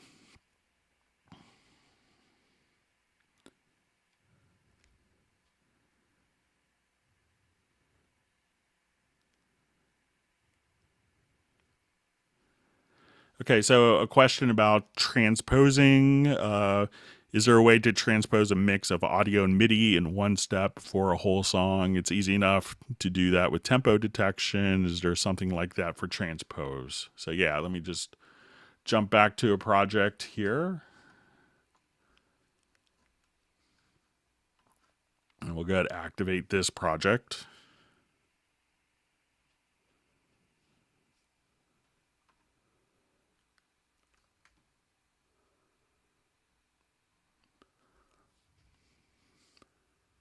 Thanks everyone for wonderful questions. Okay, so let's say I'm just playing along here with audio and MIDI. And what we have is a transpose track.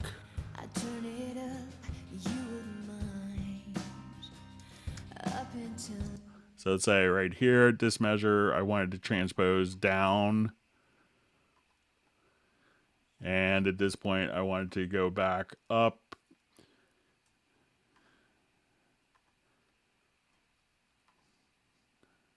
So I'm just using my scroll wheel here. So as we play, it could be in our original key. So we'll go down a semitone.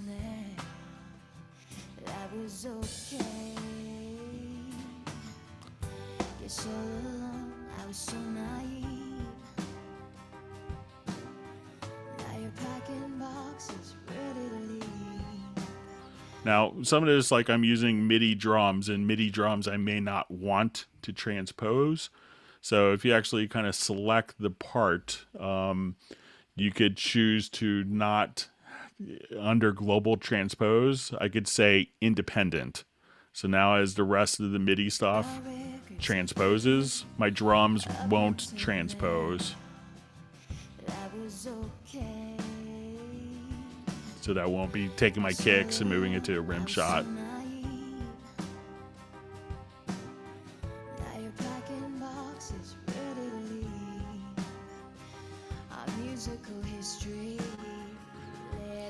So again, you could use the global transpose track. So again, right click, add a transpose track. And then you could just kind of play around and set up different values. If you have MIDI drums that don't make any sense to transpose because it's not really, the MIDI notes aren't really dependent upon the harmonic context, but triggering a sample on a global transpose, just set that to independent, and that won't follow the transposition. All right, so we have a question. So I think it's, let's see, how do you open all the inserts on a track at once? Okay, so let's say if I have a number of insert effects.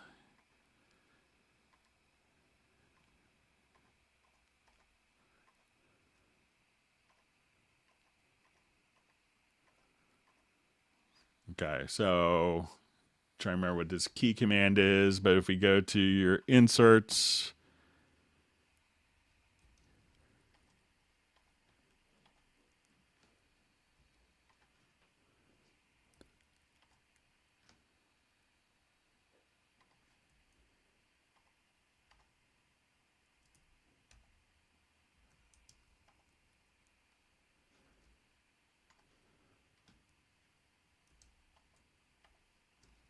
we just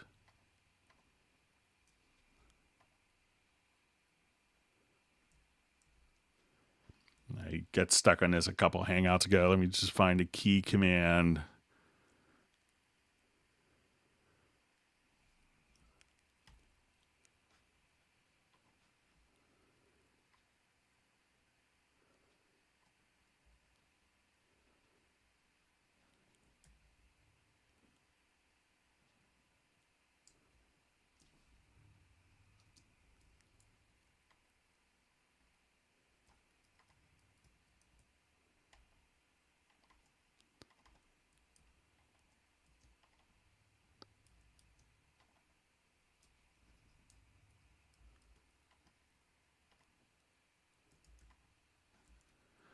I'm just having a brain cramp. I know it's like an option, shift, option, and trying to remember.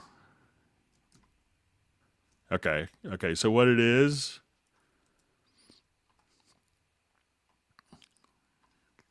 all right, so let's say I have all this, and if I click on the edit channel buttons and hold down option, shift, or alt shift. So this will open up all your inserts on a particular track. So again, instead of just on the edit key, hold down alt shift, and then you could see all of your inserts on that particular track.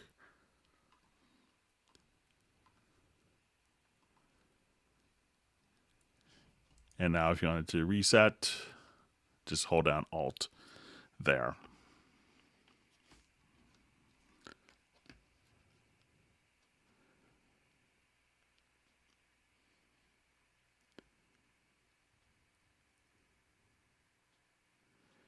Okay, so quick question on, hoping not too late, but could you give us a demonstration of the drum editor within Groove Agent 5? Okay, so I'll just do a new project here.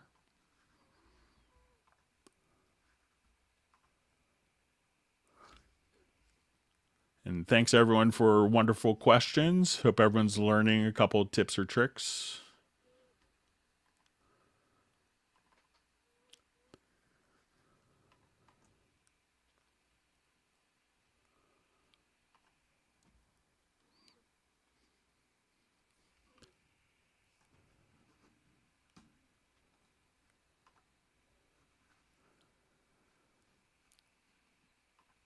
Okay, so I'll just I'll make a horrible drum beat here. So let's see what I could do.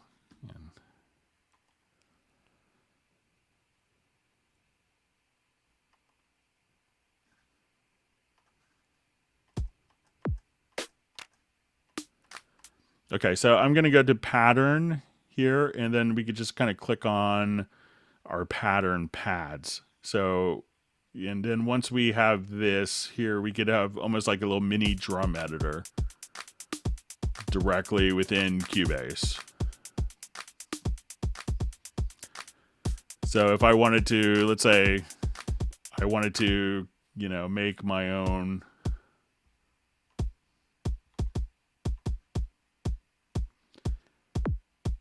could audition your sounds.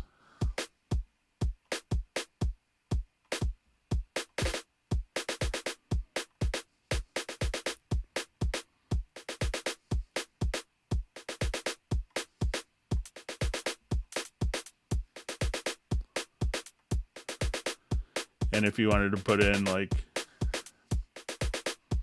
different rhythmic values.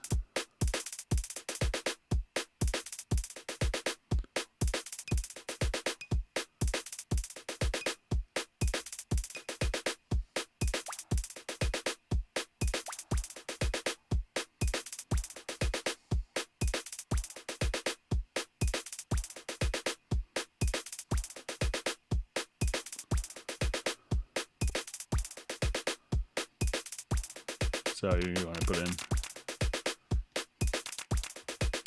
So now you could have that as a pattern. You could drag that pattern directly onto your project window as well. So you could be kind of very creative, and you could, have this be for, more, you could have, different types of patterns here. So let's say even now, as I play this particular pattern, you want it to be, just get rid of notes and say I want these to be 16th note triplets.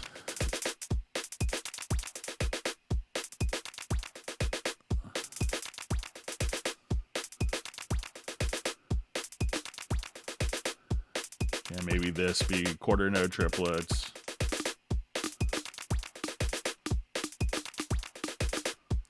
Adjust your velocity. You could also do stuff. Okay, I just want to see pitch bend overall. So you can do different controllers here as well. So, and again, you could just say, I want to take this, copy this pad, and we could paste the pad here and do different variations.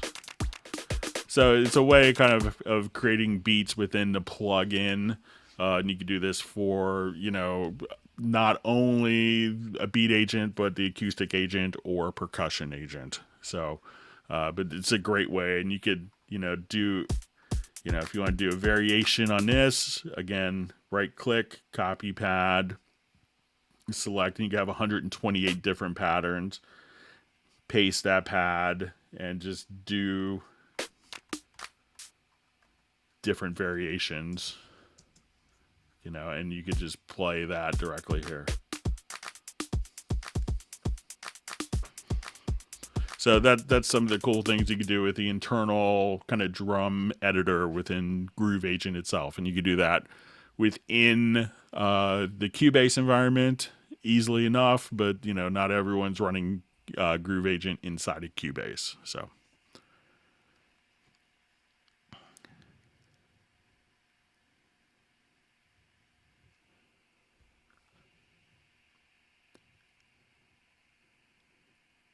Okay, so we'll go to. So we had a question. Just is it possible to talk about Groove Agent and some of its features? You get a Groove Agent SE with Cubase, and that will give you like a great sounding acoustic kit with the ability to called the kit, and you'll have like beat agent and like really interesting patterns for and some really kind of cutting edge patterns with Groove Agent. So if you wanted to have different, but you could also at this point say, okay, I want to do beats, but many drums will be kind of a hybrid approach. So I could take just that particular one, load up an acoustic agent as well. So let's say I'll just get this loaded and have that kind of play in conjunction with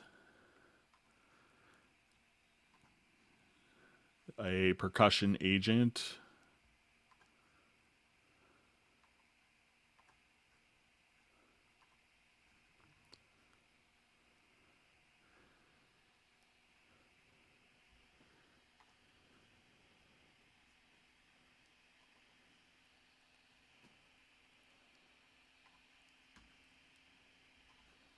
So now you could have kind of more hybrid designs. So if I wanted to come here, and the cool thing with Groove Agent is like you could have patterns and have more complexity for the particular agent. So I could add more percussion agents. So if I wanted to look at the instrument itself, I can see kind of the acoustic drum kits from the kit. I can see a beat agent. I could see my percussion agent, and be able to have kind of one drum solution for any type of percussion ensemble. So whether you want electronic acoustic drums or sweetening tracks with percussion agent. And one of the great things that a lot of people miss on Groove Agent is its ability to sample directly in. So you could take any audio track. So at this point I could, just go to, my Groove Agent. I could say, let's add a sidechain input, and I could sample directly into Groove Agent as well. So not only do you get kind of a hybrid approach of electronic beats, acoustic drums, and percussion agent, but you could do these all at once and trigger different patterns. So if I want to come here, and each of these pattern groups can be independent as well. So as soon as I come here, I could say, let's go to my pattern overview. I can say I want this groove selected.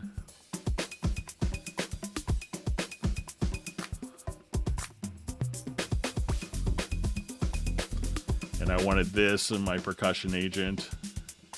So we could actually just have this be, again, really different. And now I wanted to add this kit.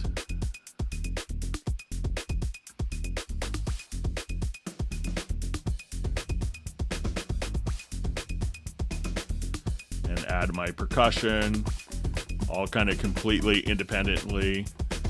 So those are some of the cool things you can do with Groove Agent, plus, amazing sound design tasks as well. So you could take kind of any component, so any type of drum material that you want, whether it's beat oriented, real drum oriented, or percussion stuff, you could do inside of Groove Agent.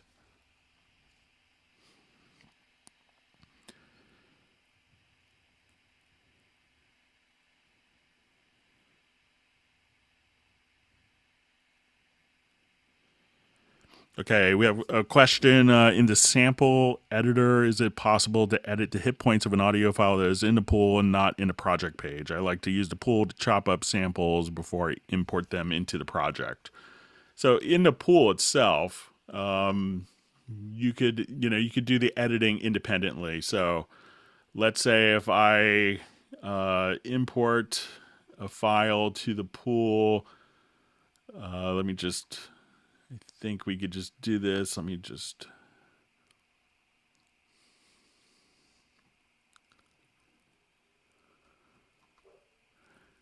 sorry, my neighbor just let her dog out. So you may hear the dog barking in the background. All right, so as we do this, we haven't added that particular audio file into the project, but you could now, double click on the file and be able to see, the actual, may not be the best. Let me just import, let me just jump back to,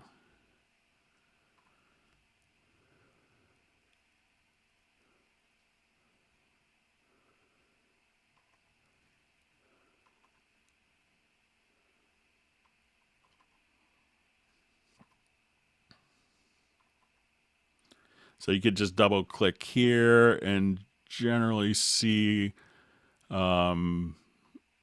the audio without it being in the project. Let me just see if I put it in the project.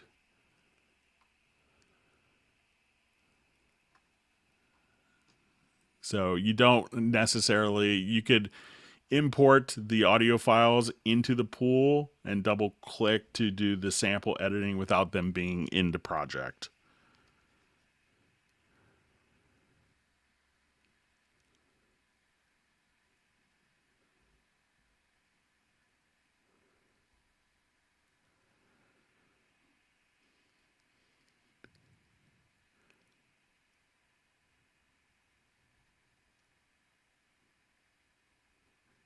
Okay. So we have a question from Eric. Will Cubase have multi-touch capabilities for people using touchscreens? I know that they're doing research on it kind of as we speak. Sometimes, they try to keep everything as cross-platform as compatible or as much. And I don't think Mac OS has as much capabilities for, touchscreen as Windows does. That could change at any time, obviously. So they try to make the experience the same on either platform, but I know that they are doing research on it and have kind of passed that on from input from users as well. Okay, so we have a question. Is there a way to bypass all inserts and sends? So let's just jump back to a particular project here.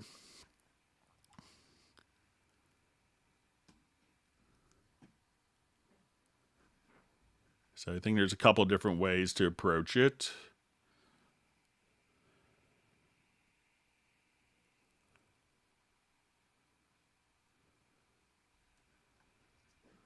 So you might be able to do it through a project logical editor preset. Let's see if we could do that. I know there's an easy way.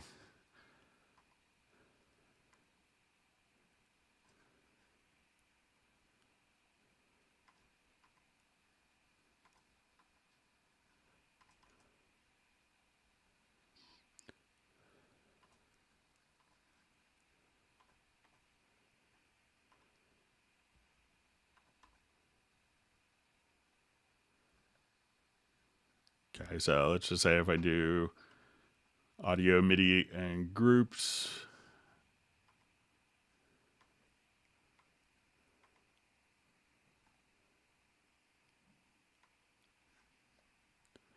So here you could do inserts, bypass, and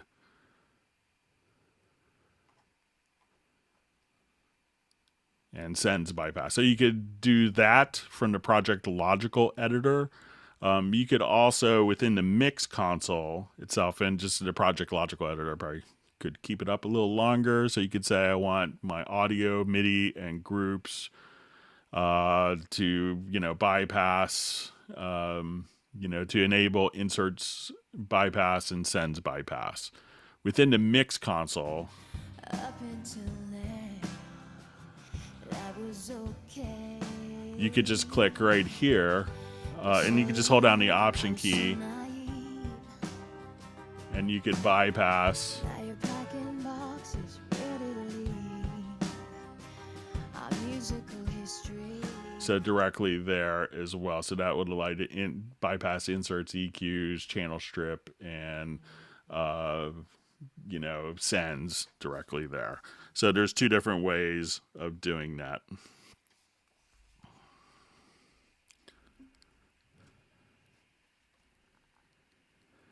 Okay, so we have a comment about the expression pedal. So I think we covered that. It might have been written before we got to that. So we see, why is it sometimes I drag a sample onto a pad and nothing happens? It could be, and I've run into this a couple times, and I assume that this is referring to like Groove Agent. So if we have it set to patterns, so let's say if I have this set to patterns, I'll just add a new one here. So let's say I have a Groove Agent SE. And if you have it set to patterns and you drag a sample onto it, it'll just kind of look at you, I see now it kind of switches to instrument, but I think previous versions, it wouldn't switch to instrument, so it might be in pattern, and you could toggle that by hitting E. So make sure if it's not accepting it onto a Groove Agent pad that you don't have pattern selected, but you have instrument selected. I see now, I know previous versions that, you could drag it there and it would just do nothing. And you're like, why isn't it working? Because it was set to the wrong pad type. So make sure, and I think this might be a function of SE5, that this behavior change, that you're not trying to drag it to a pattern pad.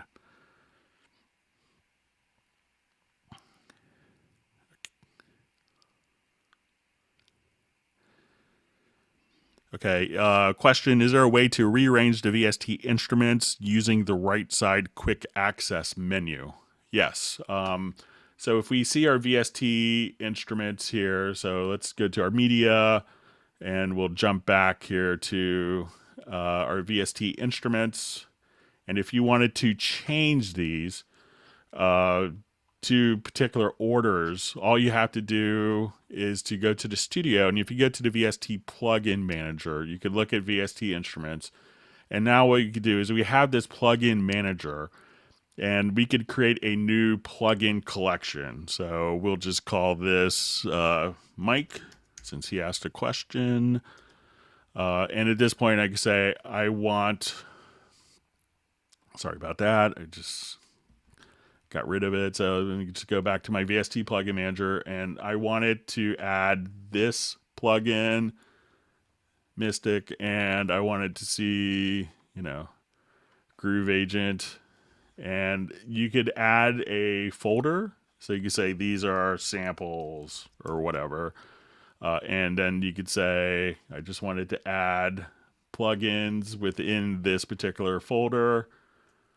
So now as we do this, I see, kind of all of my different settings here, but I could say, let's go to our default settings. And now I could choose my personal settings just like that. So I could say, here's all mine, here's mine within samples. So at that point you could, see which plugins and change the order and just use the VST plugin manager preset instead of default. And if you want to see it by text, you could do that. If you click on the little show hide VST plugin pictures, you could click there and be able to see all of your pictures. If you wanted to collapse or expand all of them, you could click there. So go to the VST plugin manager, and at that point create a new collection by clicking on the plus sign, and you could just have all of your different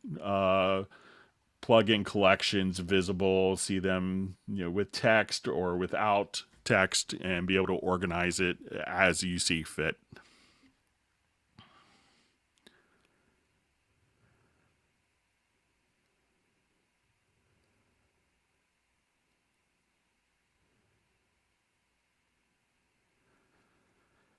All right, so we have a question. Is there any way to show a parameters automation lane without recording it or selecting from a very long list? I know other DAWs have a show last tweak parameter, but can't find it in Cubase. So there's a couple of settings to be aware of, and we can do this in the automation panel, which could be opened by hitting F6. So one of the settings that you could do is to reveal parameter on write. So if I come here and I've automated a particular parameter, so let's say I come here and I automate the EQ.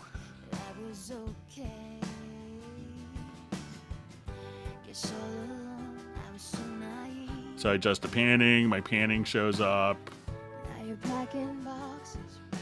Adjust my EQ, I open up a plugin.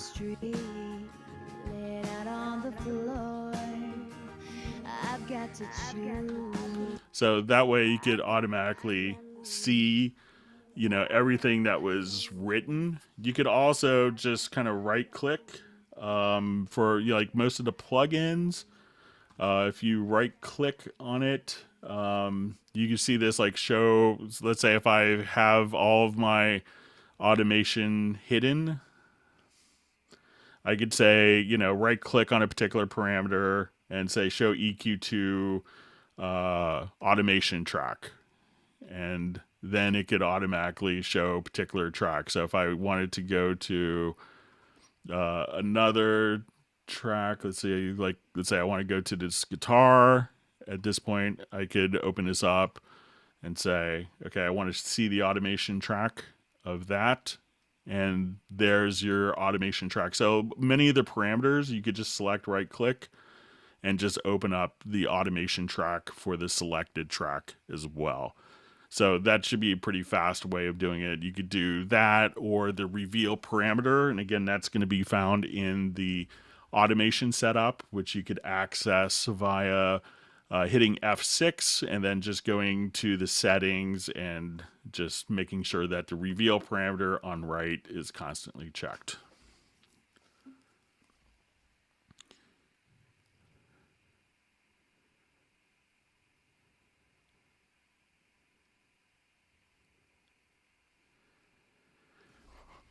Okay, question. Is there a way to offset region marker by amount, like export a track as one of several to go on a CD and need the export to have pre-silence prior, something to use in a macro as well? I did create there is a way to do a macro. Let me see if I have it still. That was kind of working with the guys at Formosa Interactive in Burbank.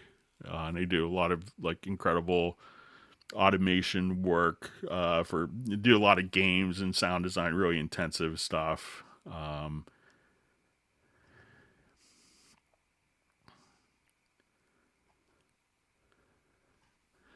Okay, so let me just come over here. I think I may still have this as a macro. Sometimes I blow out my macros all the time when creating new ones, but I'll just come here to key commands, and I think it's called insert fixed silence.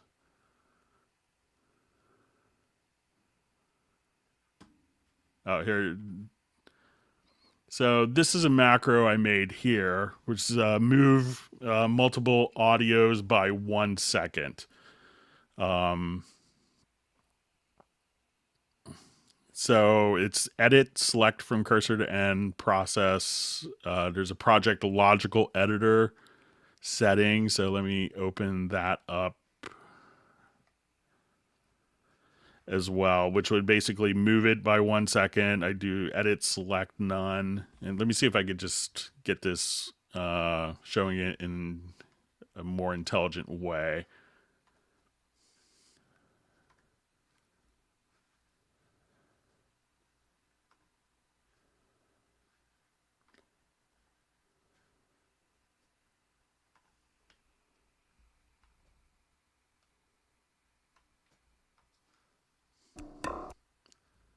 So let's say if I have this particular, and a lot of times when doing sound design, they may have like just 100 tracks next, like back to back. So let me see if I come here, I could say move multiple audio by 1 second.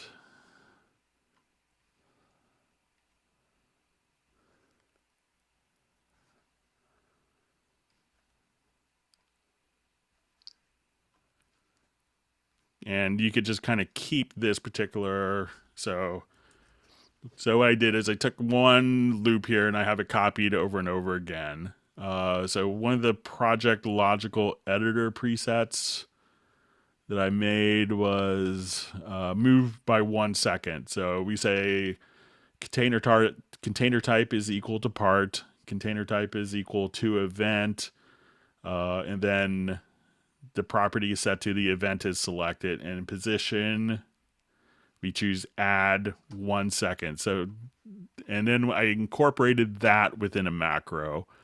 So at this point, the macro will look like this again. So we'll say,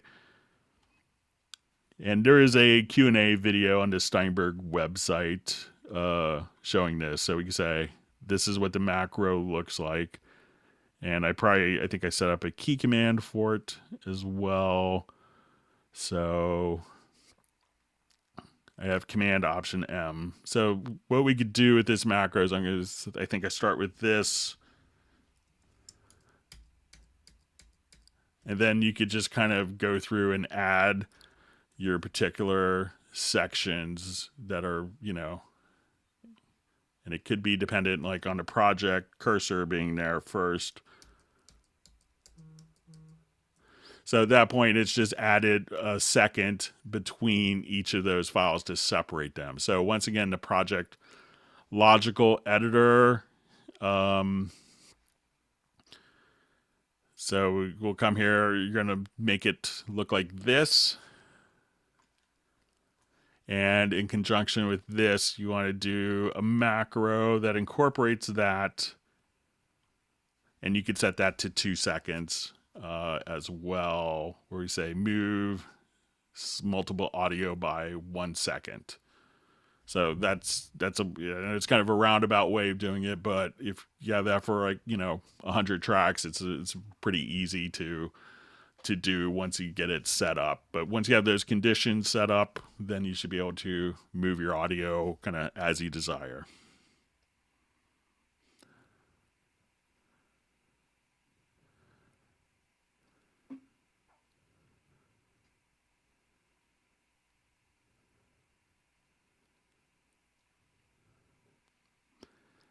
Okay, so we had a question about note expression, so we kind of covered that with the tuning.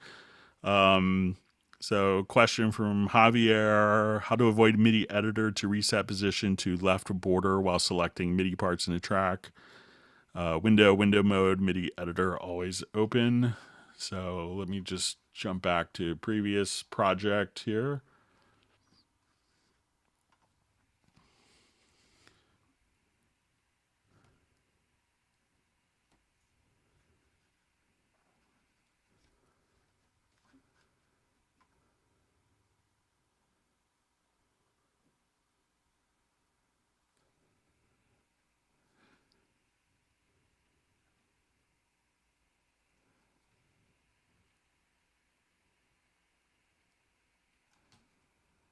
Okay, so let's say if I just jump here.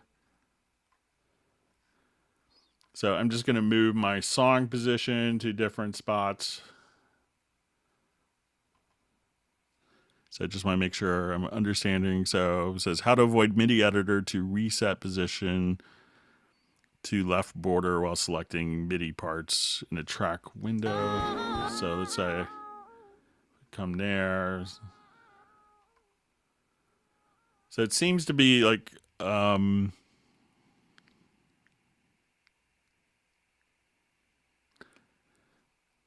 so it seems like I'm not sure if you're talking about the playhead position, but that seems to be independent. Let's just check a couple preferences.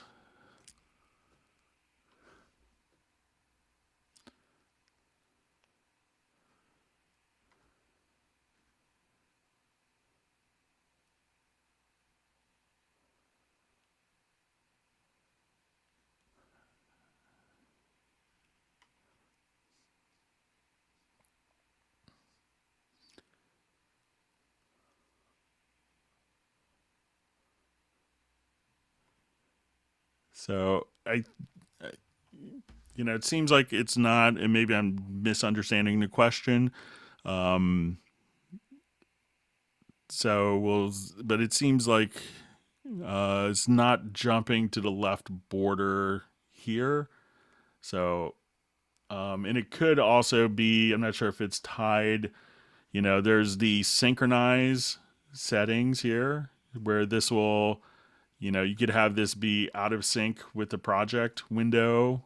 So if I zoom in here on the project window, but if you click here, that these will now kind of zoom in sync with the two different elements once that is activated.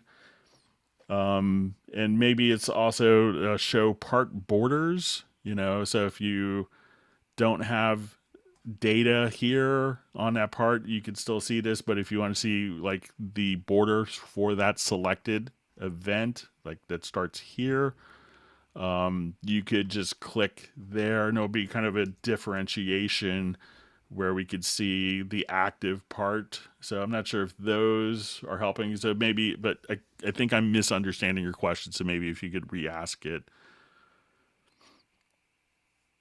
Okay. So the question, how can I remove the highs, mids, and or lows from a sample? You could just do straight, offline processing. So if I wanted to drag a sample in, so let's say if I just drag in a particular sample here, let me just do,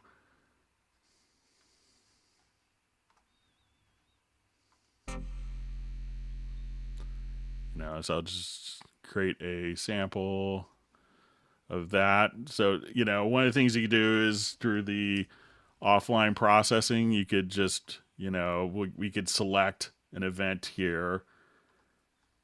You could go to plugins, and if you wanted to, go to even like Studio EQ, if you wanted to, filter out low end, now when you play it back, Guess all alone.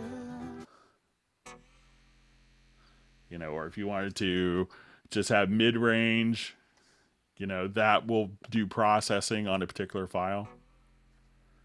And let's say we want to do, so this will just, and you could do, and this will just kind of process and filter out those frequencies. And kind of the beauty of the offline processing is like you could, as the file is selected, you could do like, 30 of these processes and be able to take out one particular process independently if you have multiple processes like that at any time, unless you specifically chose to make all of the processes permanent.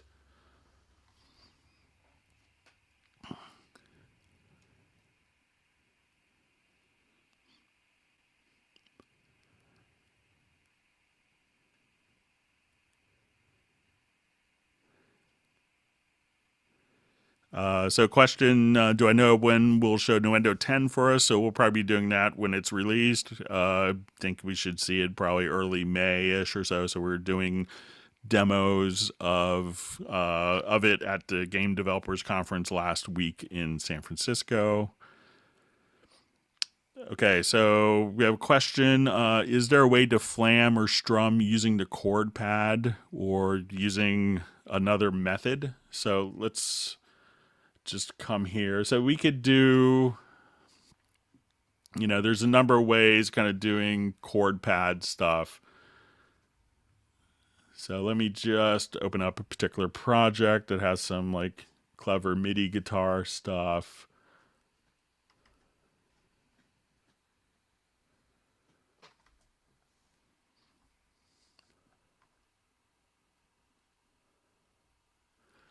With the chord pads, a lot of people think that it only does particular like block chords, but you could actually drag and drop different like arpeggiated parts.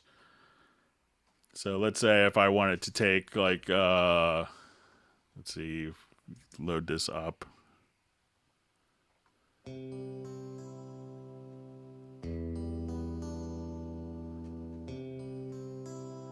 So let's say I wanted to take like that first guitar arpeggio I could come here. Let's go to our chord pads. And when we go to player modes, we could say pattern. And at this point, you could choose to, drag and drop, different patterns on. So let's just,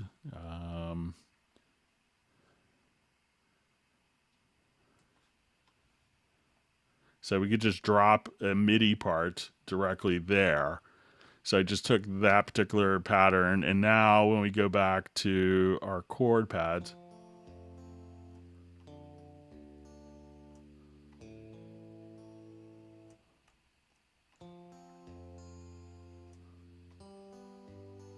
so now it's going to do that arpeggiation based on the chord that I play.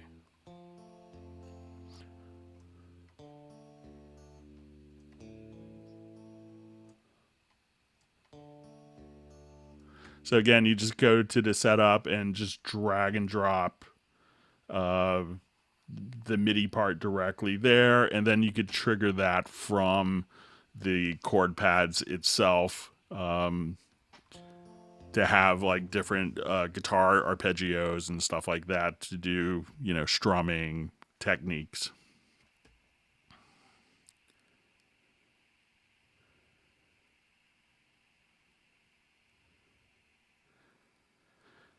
Okay, question, Greg. When you have the MIDI editor open in the lower part of the arrange window, how do you get it to change from one MIDI block to another when you click on a MIDI block? So it pretty much follows, the events as I kind of have worked with them here. So if I just double click, it will, show the events as you double click. And there may be a preference for, editor follows selection or something like that. But anytime that you double click, I think, that it will automatically, follow the changes. So if I wanted to see this, I could just double click that, just double click like so. And the editor seems to follow. So.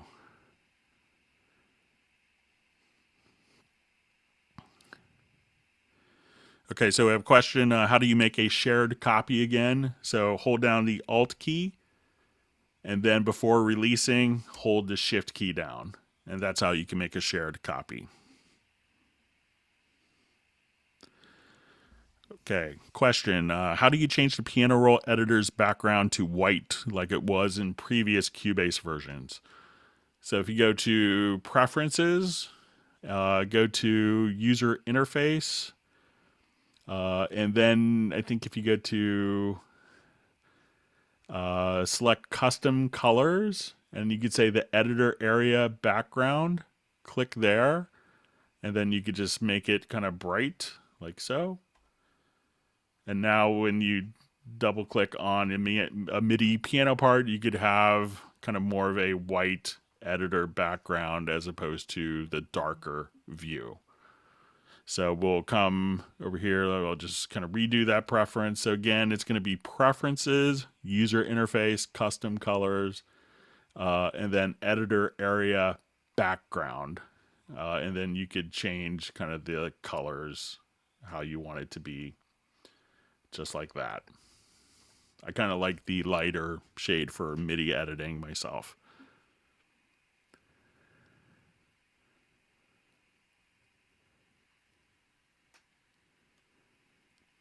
Okay.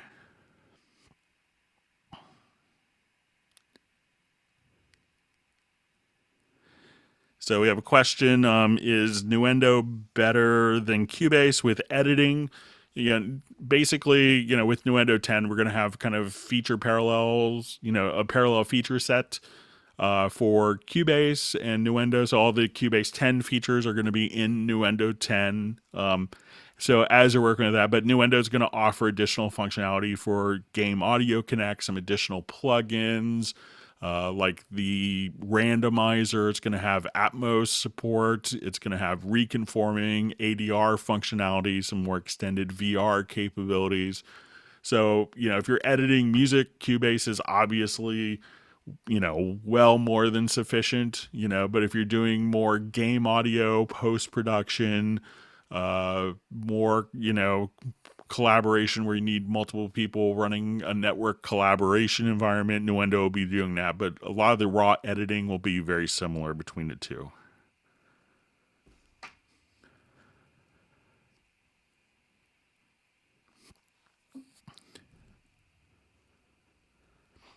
A question from Robbie in Dallas. I noticed the other day on the Facebook group someone saying that Universal Audio plugins being blacklisted on Cubase 10. Question: was that just an error in the plugin manager? I used their product. So a lot of the plugins will come in VST2 and VST3 versions. I think Universal Audio still hasn't updated to VST3 for some unknown reason. And a lot of times it may still install 32-bit and 64-bit versions. So, some plugins will be blacklisted by, companies you wouldn't expect to be blacklisted. And there's a reason that often, a plugin will get blacklisted. So just because it's made by a prominent company doesn't mean that it's not susceptible to causing issues and being blacklisted. So I know a lot of people that run the Universal Audio plugins without issue. So it could be that maybe, there's 32-bit versions that were installed and those were blacklisted.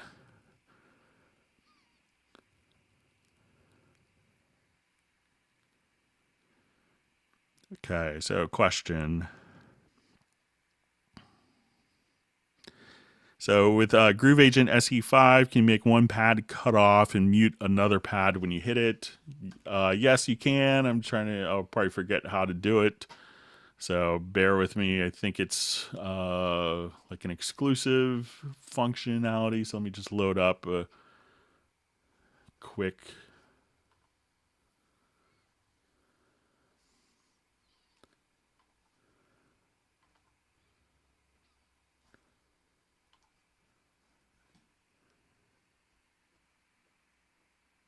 So I think what you need to do is to set up like exclusive groups. If you click on the E here, and then you could, I think it's going to be kind of with that. So at that point, you could set up exclusive groups, and that could be so that you don't have 3 different hi-hats playing at once. So I think that will kind of get you in the right direction.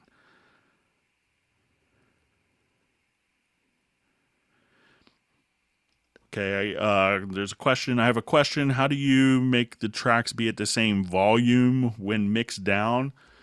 One of the things that a lot of people miss, like when using the internal mix console, is a lot of people are using powered monitors. It's like very typical and to be expected. And a lot of people use this as their monitoring volume. And really, what you should be doing is probably using, if you have Cubase Pro, the control room. Many people will use this as their volume control and have their speakers turned up too loud, so they're monitoring, and because it's too loud in a room, they take this down. And if you have this set to, I get this call a lot. It's like, yeah, my mixes sound really weak, and it's like, where's your master fader at? It's like, oh, mine is 20 dB, and that will attenuate the dB down. So you want to keep your master volume up to keep the gain structure of the mix, and use the control room as the monitoring level, which won't affect the gain structure of the mix. So, make sure that you have this, and if it's too loud, at 0 dB, then, it could be that your monitors are set too loud for your monitoring conditions. But, a very simple bringing up the master fader can often do the trick.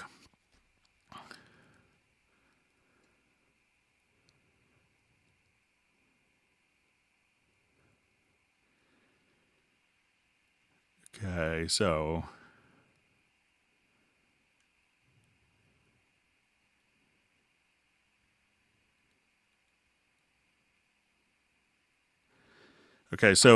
question, you may get asked this all the time, but can you describe the function of the pool and why it is different better than without that. So the pool is really an organization.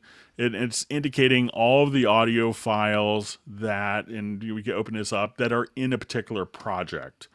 So the pool represents all the files within that project. So each pool, we could think of this as being project specific. Like the media bay, while some people think it's like the pool, the media bay can show all of the audio files and presets that are on your computer system.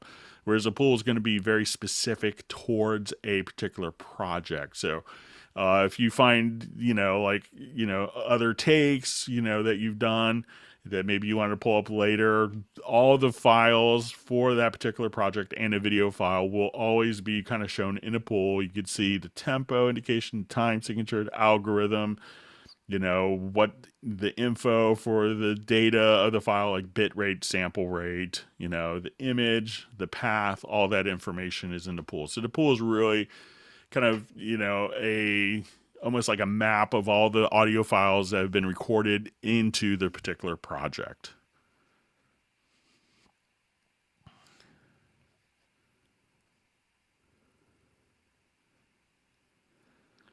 Okay, question. Is it possible to change multi-timbral Hallian Sonic SE default to make Hallian 6 default?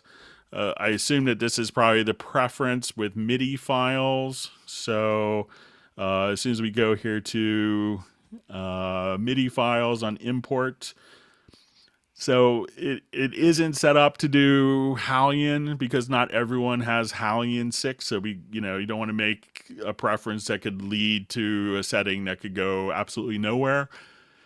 But it is the same exact sound engine. I know you could have 16 parts versus 64 in Hallian, but it's really, there's no difference in quality, but there isn't a way to change that because we didn't want to necessarily have it go to a destination that someone doesn't have.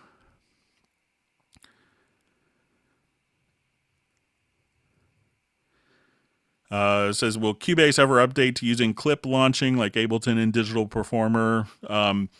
It's we currently don't have that function. I haven't heard of an intention of doing that to copy other paradigms, but I'll mention it. But I haven't heard of any discussion of it. But that doesn't mean it's not happening in development. I'm not privy to those discussions.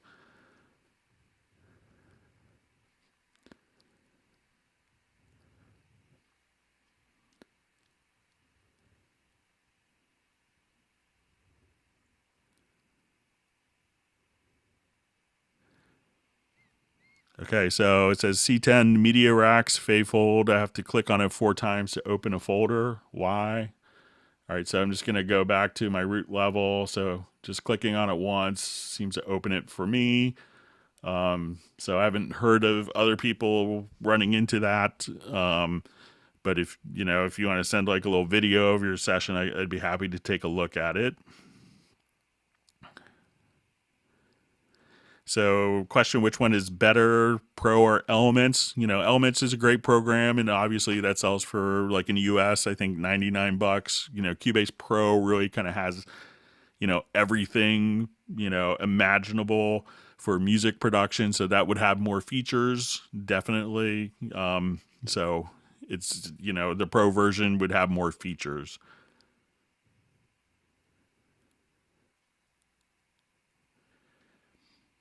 Okay, when I record a MIDI clip via keyboard and go to the piano roll, any note that is deleted there is another note underneath. Why is this? It could be that your MIDI controller might be transmitting multiple MIDI channels. So I've seen some controllers that will be broken out in zones. It's like, okay, I'm going to layer MIDI channel 1 and 2. And as that's being recorded, it could record 2 different notes. So check your MIDI controller to make sure that it's not actually transmitting two layers or 2 zones simultaneously. That's generally what's doing when you run into that.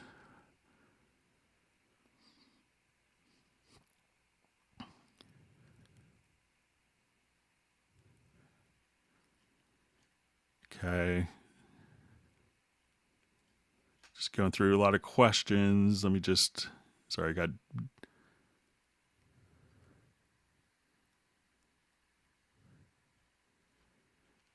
had jumped ahead. Sorry for all the questions. I know we have lots of questions.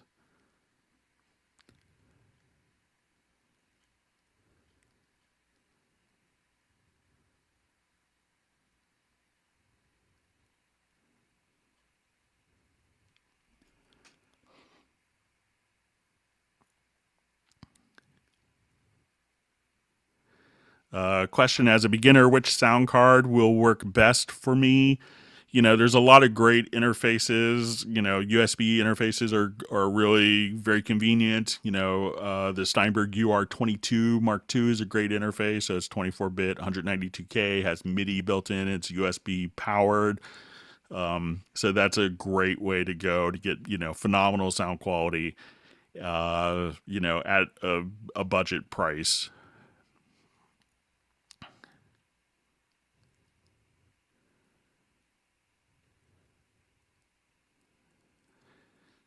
So, question: what does the SR mean in the name of some samples? It could be maybe the sound designer's initials. So often you may see something like that.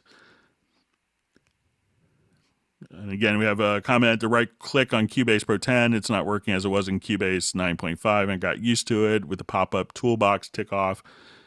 Yep. So it is different. I think we'll see some change in that coming because there's a lot of people that, got used to it as well, just like myself.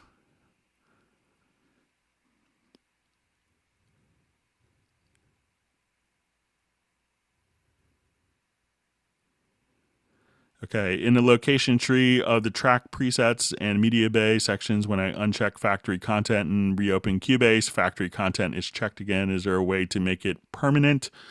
I don't think there's a way to make it permanent. It's just one of those things that, I can see where you may want it to jump to user content, but, there's a lot of great presets that come with the factory. So it'd probably be... So it'd probably, I understand that you may want to see just your user presets, but there's some amazing track presets that come with the program already. So you should check that out. We have a question. Add AutoPan plug into track, say preset for AutoPan, save that as a track preset. Yeah, you could definitely do that. So everything that's going to be set with all of your inserts, that will be incorporated within the track preset.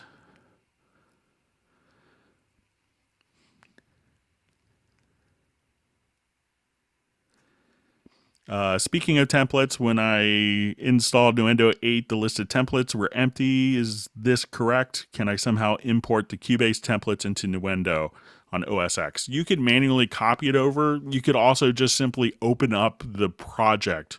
So a template is basically a project file that you saved as a starting off template. Some of the templates that come with Cubase are for music production. We have to kind of help out a lot of people that maybe don't know how to, get great guitar sounds and stuff like that. So those aren't necessarily in such like a professional application with such as Nuendo. So if you open up the project and just into Nuendo and simply then resave it as a template, it would automatically show up. So that's probably the fastest way. You could manually copy it into your user settings folder, but it's probably easier just to open it up and save as a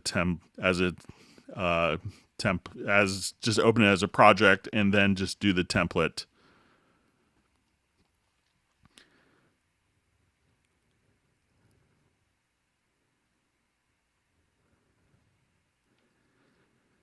Okay, so I'm just saying comment, please bring back the timeline drag and drop from the media bay. Why was this removed? It's back to the old way where you had to drag and drop it on the left and and not on the timeline. So let me just check it out. Maybe I'm misunderstanding. I just want to make sure I understand the question.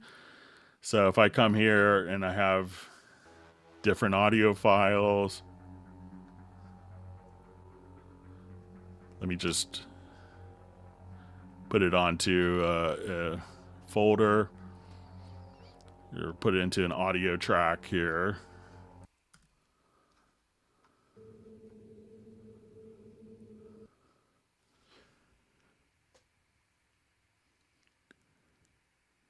So maybe I'm misunderstanding it, but it seems like I could take the media bay files and drag it anywhere that I want, but maybe I'm misunderstanding.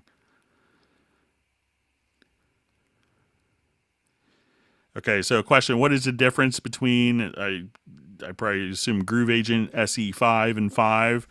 Groove Agent 5, the full version, will add the ability to have 4 different agents. Like previously, I had the beat agent, the acoustic agent, and percussion agent going simultaneously. You get the percussion agent, you get the sampling capabilities, more sound design options, and a lot more content. So those are some of the quick differences between it.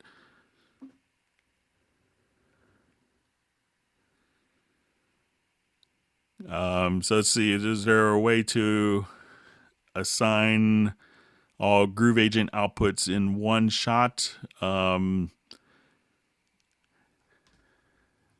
Give it a quick try. I don't think so, but we'll, like if you wanted to perhaps ripple them. So let's,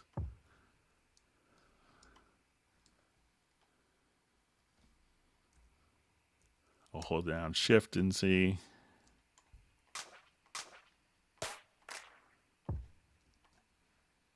So if you hold down Shift, you could route them all to the same output.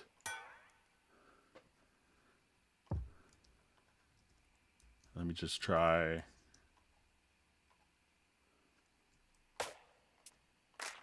So if you hold down Shift, you could send them all to the same output.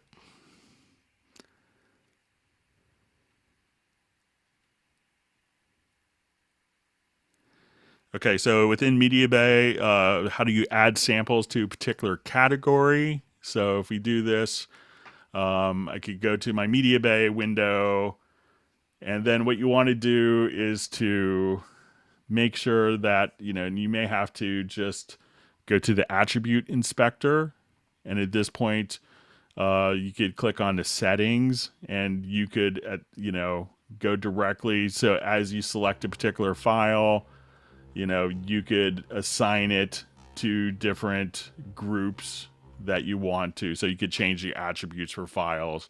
And again, that's in the attribute inspector, which may be turned off by default.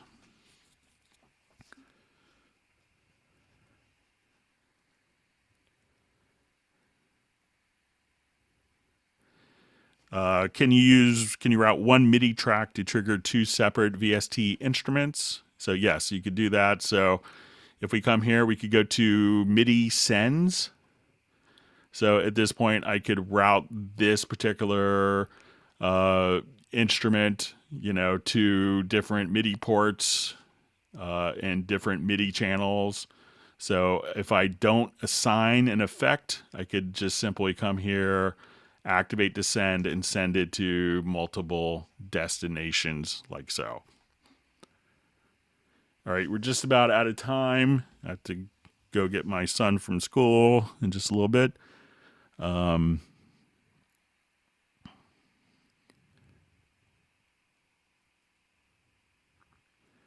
We'll just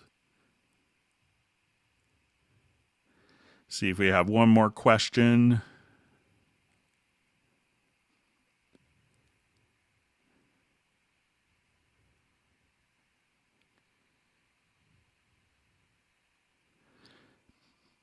So again, we had just a quick question about the extended drop down right click menu. So that's changed the behavior in in Cubase 10. Again, I think we'll see some of it sneaking back in some versions in the future, from what I've heard. Okay, with that, I know we have a lot of questions still. I will try to archive the questions for the next Hangout. But I'm going to go ahead and wrap up. We've been going almost 3 hours and 8 minutes. I'd just like to thank everyone for all of the wonderful questions that you guys had. I hope everyone has learned a couple of tips and tricks and learned some new things.